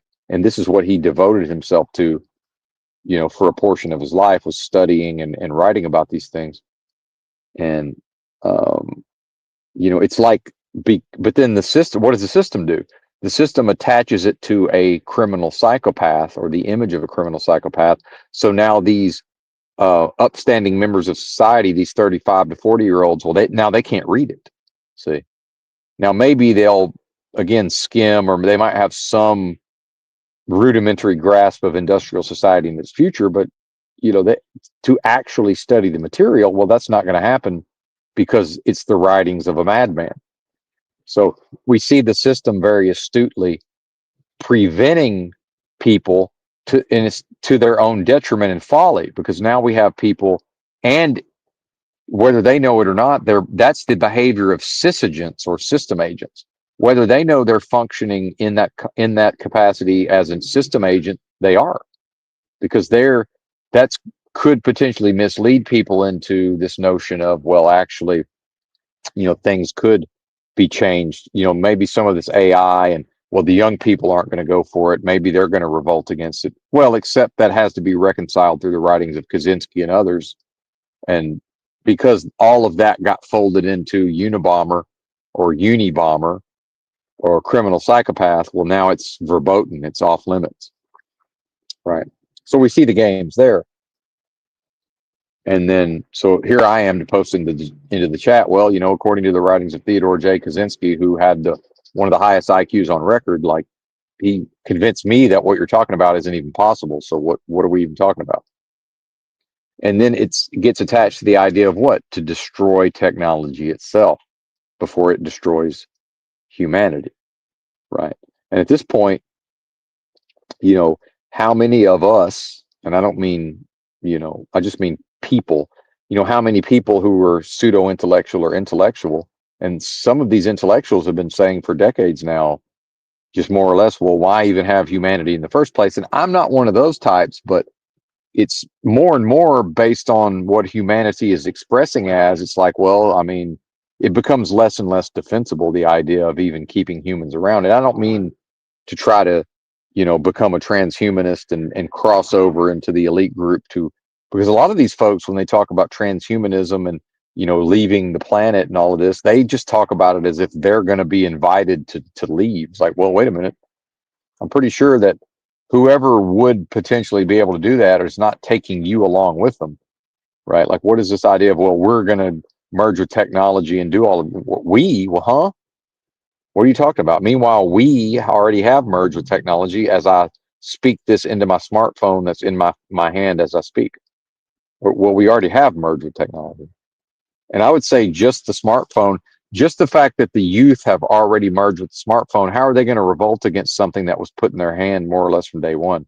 Oh, so they're going to revolt against one of their most precious items. And who amongst us ever panics more so than when they don't know what happened to their phone? And I understand, yeah, if a person has resources, they can probably just, go down to the Apple store or whatever, and it's all in the cloud. And yeah, I understand that, but I'm not in that boat myself. But it is panic inducing.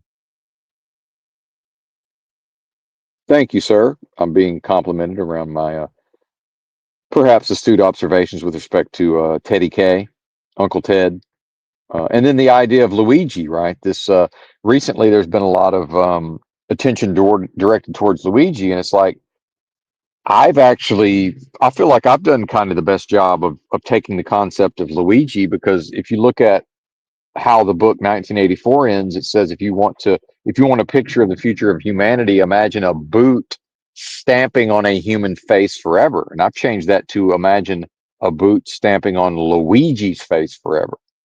For anybody who thinks that they're going to do something to these corporate fat cats and these rich people.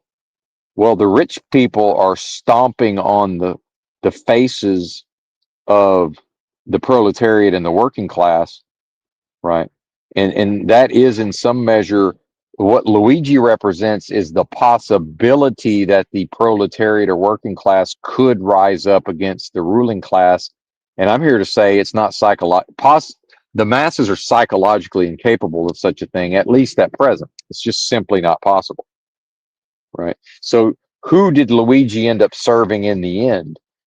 Because his symbolic uprising occurred from within the system, and therefore, according to the writings of Uncle Ted, it's only going to serve to further strengthen and perpetuate the system. And that seems to, I believe, I trust that will be borne out, and in some ways already has been. So that's part of what I mean when I say imagine a boot stamping on Luigi's face forever, right? Yeah, a lot of useless eaters. Well, and what I would say is it's the inversion, because Chris says, and I'm not doing a good enough job of reading the comments out loud, but he says certainly a lot of worthless eaters are bringing down the realm more than it already is. And I would say you're correct. It's the phraseology is inverted, where actually their refusal to do better within themselves is that's the mechanism that's preventing this place from possibly being less hellish. So we're saying the same thing in different ways.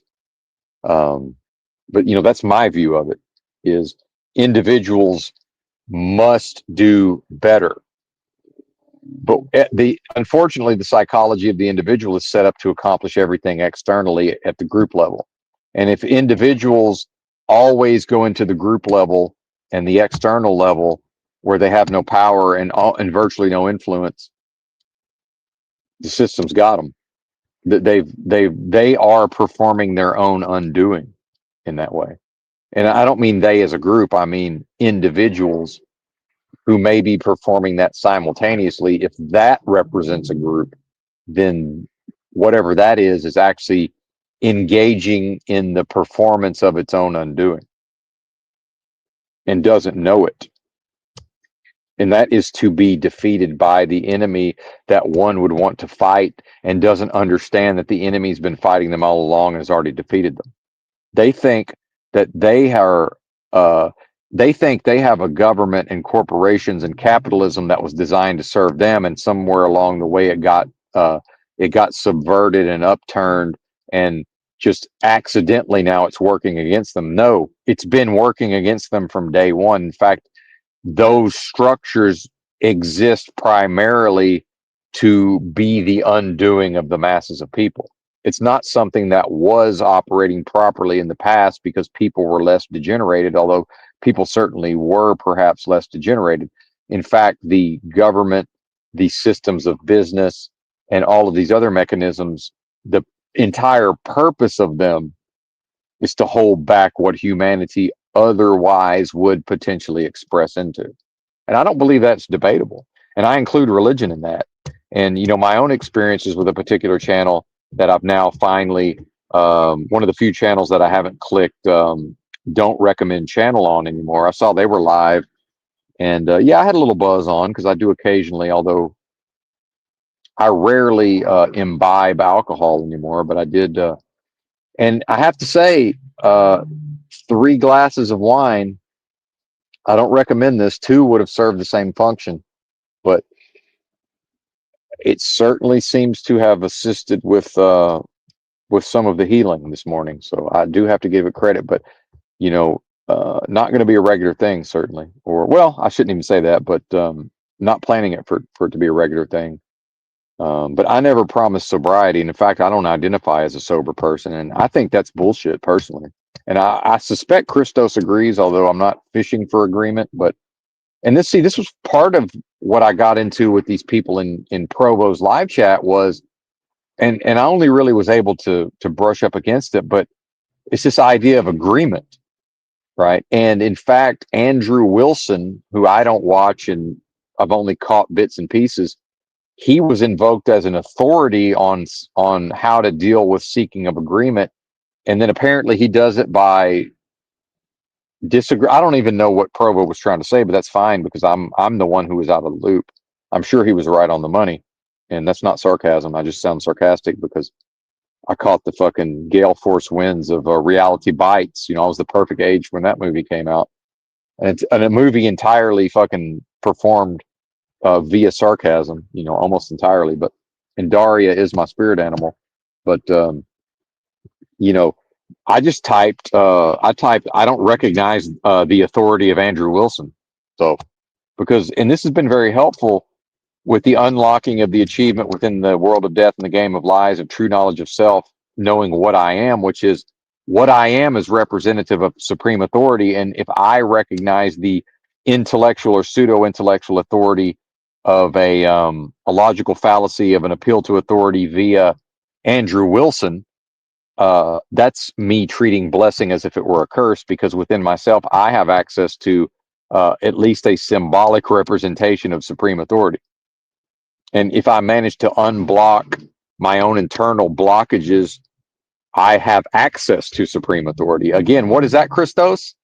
The resurrection of the risen Christ within me, which I typed into the chat, and they almost lost their minds. At that point, it was like, okay, now we're just arguing with it. From their perspective, I could tell they threw their hands up and was like, okay, now we're just arguing with crazy people, which is fine. It's valid for them to have that viewpoint. I'm not invalidating that viewpoint, but I did get attacked at the level of my own behavior and sort of behaving some type of way. And it's like, well, I mean, it's fair. it's within the bounds of fair play, right? The fact that my behavior can be characterized in a particular fashion, that doesn't then place it outside the bounds of fair play, and which is where I eventually got to with a particular individual called Toilet Bowl Earth, which is like, hey man, your characterizations of my behavior doesn't then confer qualities of being out of the bounds of fair play. If my behavior is characterized and you don't find it convenient, that doesn't make the behavior itself invalid, right? It doesn't negate the points being made, right? The fact that a person can refer to that as histrionic, yeah, it might be histrionic. Who cares? If my own, under this notion of especially a person who claims Christianity and this idea of a fallen, wretched sinner, of deeply flawed individual, meanwhile in the Bible, who was apparently most regularly used by air quotes God, was people who were deeply flawed individuals. So the fact that the being has an ability to perhaps accurately and intelligently characterize my behavior based on histrionics, well, that can't ever negate the actual ideas, right? Anybody can make a point. And I've said this before with people who've gotten angry with me because I was rude to them or they viewed me as a rude person. I said, listen, anybody has a right to be kind and polite. I can have manners and behave and be polite and also be a fucking rude asshole dickhead at times. They're not mutually exclusive. And if we look at movies, the dastardly villain is oftentimes behaving with manners and politeness. It doesn't change the nature of the being. I would say that as a being, what is at least LARPing, and it's purportedly a discrete individual being in the realm. And I know that not to even be strictly speaking true, but I'm free to manifest uh, as an asshole at times who also will have manners and be polite. Like, what is the problem here? Yeah, it seems paradoxical. Meanwhile, why does the word paradoxical exist? If my performance is not appropriate, why is there a word called paradox? So paradox is clearly within the bounds of fair play.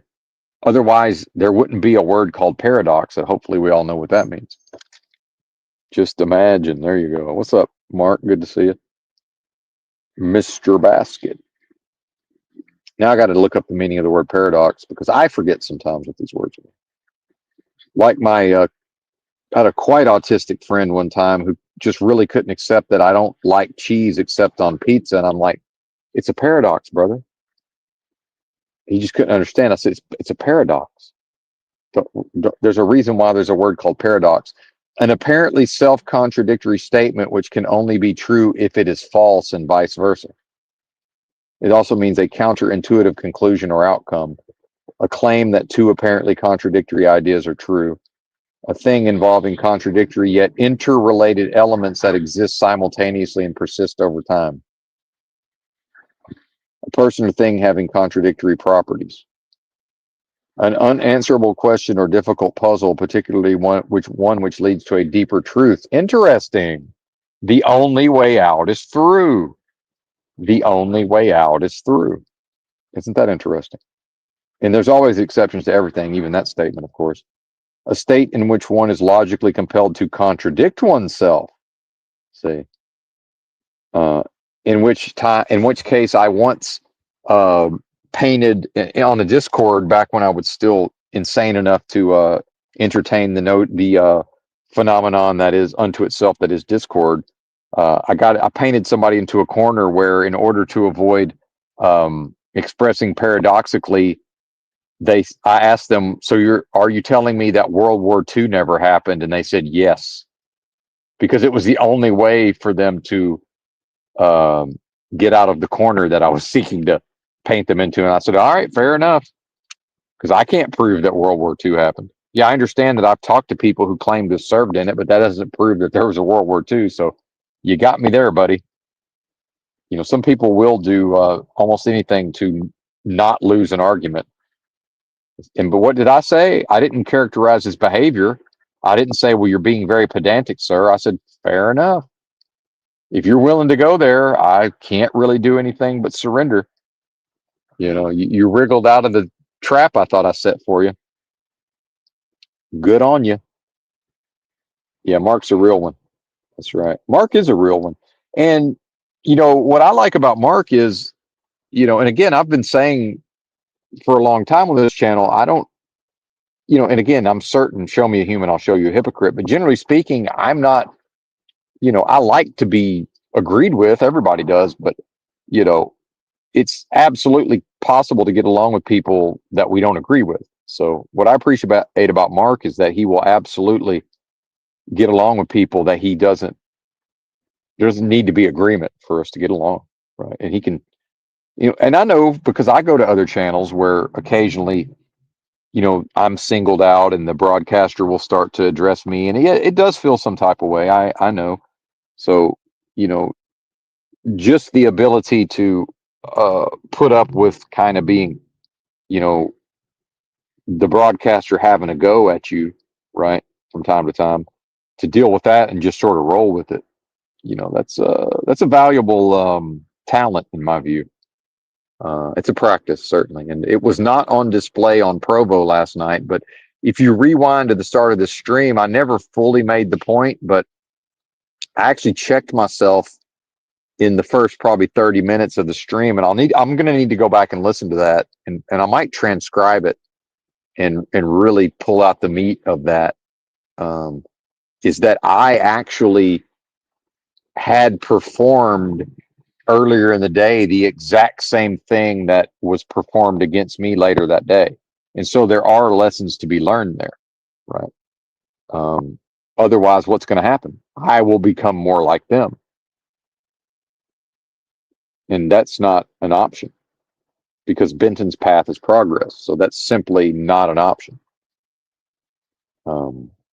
So we got that going for us. And, and it is entertained. And see, that's the thing, Mark, who LOLs. This is entertainment at the end of the day. There are people who are entertained by certain types of interactions. There are people like me who are very entertained by certain intellectual and pseudo-intellectual discussions and ideas, right? It's still entertainment. And I think it's important not to lose sight of that. And one of my most regular observances and critiques of the so-called truth community is and I've done it too, but it's to forget that we're amusing ourselves on some level. And I will say we, meaning the people that come to my channel and other channels in the same genre, right? That self-selecting group of people is certainly doing that, and so it is important to be reminded to keep things lighthearted, if only to say, hey, man, this is a never going to amount to a hill of beans, and it's entertainment, but there is a benefit in that most of us individually don't really have anybody we can talk to about this. Some of us do in our daily lives. Some of us, but most of us don't. We don't have somebody who knows what the hell we're talking about. But then, even more frustratingly, now normies know about the Mandela effect. So now I occasionally run into somebody who brings up the Mandela effect. And it's like, oh my, it's even worse. I prefer when they don't know about any of this stuff. It's now I'm torturing myself, you know. And the only man, I'm not a Mandela guy, but the only Mandela that has strongly struck me was the actual Nelson Mandela, because I used to read, there was my grandmother was a big reader, and my mom to some extent, but my grandmother also liked nonfiction. And, there was, a Time magazine special on Nelson Mandela was probably just laying around somewhere that I read as a child, right? And I don't even remember what the original official story of Mandela was supposed to be, but whatever it is now is not what it was back then. And I will bet anything on it. It fucking changed 100%. So either now they're saying he was the president of Nigeria, or now they're saying he never was the president of Nigeria. Whichever one it is, I can't even remember, which way it flips. Yeah, make life amusing or you'll be living in hell. That's a good point. It's a good point. And the fact is, sometimes individually, I think all of us don't meet that standard, and maybe Mark meets it a little more regularly than some of the rest of us. And I would include myself in the some of the rest of us, certainly. Um,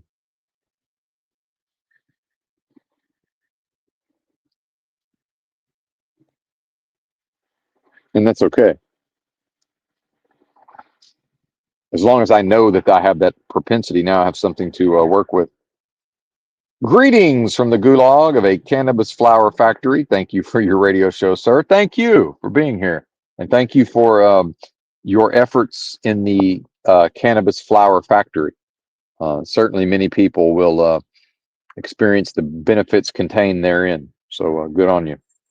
And regardless, irrespective of your own motivations for such, it's like, yeah, there was a time when people were thanking me for truck driving. It's like, well, I do it for money, but you're welcome. So it's like, yeah, it's both things. And I like the driving part, and I like the driving part. I'm off the cannabis for now, but I always go back to it. Um, and I want to say this, man, speaking just for myself, this time around, I went almost exclusively sativas and sativa dominant hybrids. Way better for pain for me than indicas. Now I enjoy indicas historically, but not as a patient. I just like indicas. But now that I'm have a technology to help me deal with the paranoia of sativas, I get way more pain relief out of a sativa. Like it ain't even close. Now I did have some last year. I had some SFVOG, and it really helped me do some really intense stretching down in the tissues, right? But as far as just actually pain relief, uh, without me needing to do, on the fly invented yoga and stretching for hours on end, the sativas are way better for me for whatever reason. Oh, interesting. Mark Baskett says his life changed from a bad car wreck. He learned that no matter what the situation, things can always be well. That's true. So yeah, gratitude, learn and grow, indeed. And see, that lines up with my idea of I'm going through all of this pain, struggle, strife, problems, you know, 50 years of all of this struggle, or let's call it, just since I turned 32 adult years of all of these problems and issues and struggle and stress and strife. What's the point of going through all of that other than to change and grow and evolve? Because if I'm going to be punished in a way, if I'm going to experience what could be viewed as punishment, why wouldn't I? Why would I turn my back on the opportunity for growth, transcendence, and deliverance from those states? Right. And deliverance is a thing. It's not just a movie, you know. It's more than just a movie, I should say. All right, I guess I'm out of here, folks. It's been real. I do appreciate it. Um, thank you all for humoring me. This is going to sound like soliciting donos, but I want to thank the audience. No donos today so far, but you never know what the replay crew uh, might drop on me. And I understand that probably all of us are being squeezed uh, far beyond what we've been squeezed in the recent past financially. And I'm always grateful when people choose to, you know, give even a token gesture towards this material. And thank you all for that. And I have everything I need uh, as I have, okay, it's not possible. What I am will never experience a lack of the necessities. And if I do, if that occurs within the process, some people do exit this realm from starvation. So even if there was a protracted um, inability to access one's needs even that is not necessarily, that could just be the way the thing worked out. However, I've identified that what suits the system is to keep these people fat, lazy, and pacified, and that in some ways, um, if the system needs a populace that's strong and resilient, probably the best way to achieve that would be via a long, protracted period of famine, because the weak wouldn't survive it, and the strong who do survive it and become stronger as a result, right? And the strongest of the strong, it'll just they'll sort of like it probably, but then, um, it'll be a sink or swim moment for the people who've been able, just have chosen, to be fat and lazy and pacified. And I don't mean lazy and see, we put everything in the context of money. I don't mean lazy and non-productive for making rich people richer. I mean in their own lives, right? And enjoying the flesh, the pleasures of the flesh. And then, you know, in the best case scenario where the being is eating a proper diet, well, if they're doing it through the conventional food system, as I am, there's even a limitation to the quality of the nutrients that are even possible. So, it is important in my view. And then with material also, I've found it necessary to cut myself off from certain types of true crime material. So a lot of times now I'm clicking on true crime and I'm listening to 90 seconds and I'm like, I can't listen to this. Well, I want to, but I can't. I'm now totally off the pornography, and I had already, I mean, it was down to maybe once a quarter at maximum, and I'm almost certain I'm completely off the pornography. And you know, over time, individuals can choose to do this, and this is where I'll end on a critique of Christianity. Christianity, the religion that says, well, go to church and the church is tax exempt, but because because it's the honor system and we've taken the word of a Roman secular Jew, Saul of Tarsus, where we're going to need y'all to pay your taxes, right? Because Christianity pretends not to understand what render unto Caesar means. It means let the dead bury the dead.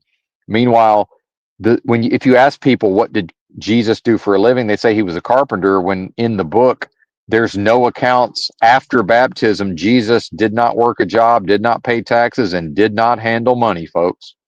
So let's call it what it was, Christians. It's not butts in the seat of a tax exempt 501c church that will happily tell you that you've got to pay your taxes to pay for what? Israel, which I don't have a beef. See, I don't have a dog in that fight. I'm not involved in that. But Christianity as practiced in the U.S. certainly seems to have a lot to do with backing the play of the nation of Israel. And I'm here to tell you, woo,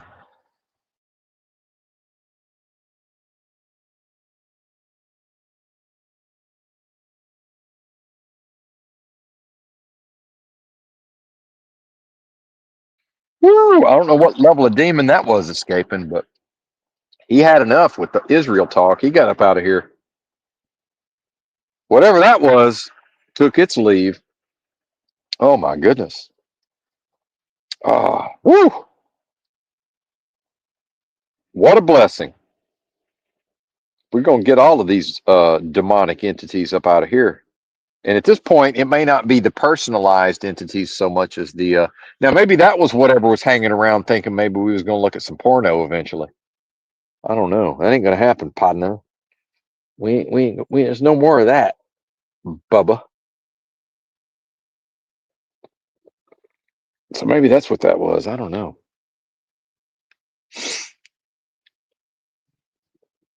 I wanted to make a joke because I keep going into these bathrooms and people keep drawing detailed penises, and I almost went and got my marker so I could write, would you please stop drawing penises? I'm trying to pray the gay away, which is something that's been done already. But And gay is an activity as noted by EBT. And thankfully, my own, again, it's like it never happened. So there's really no reason to quantify what may or may not have occurred in the past, because on some level it never happened. But and within the context of delusion, it certainly never happened. And by that, I mean this realm is the vacuous, delusory, adversarial realm of business transactions. But where I'm going with this is it would be kind of a funny thing to say, hey, man, could you pretty please, with sugar on top, stop drawing these penises? Because it's the same person doing it over and over again.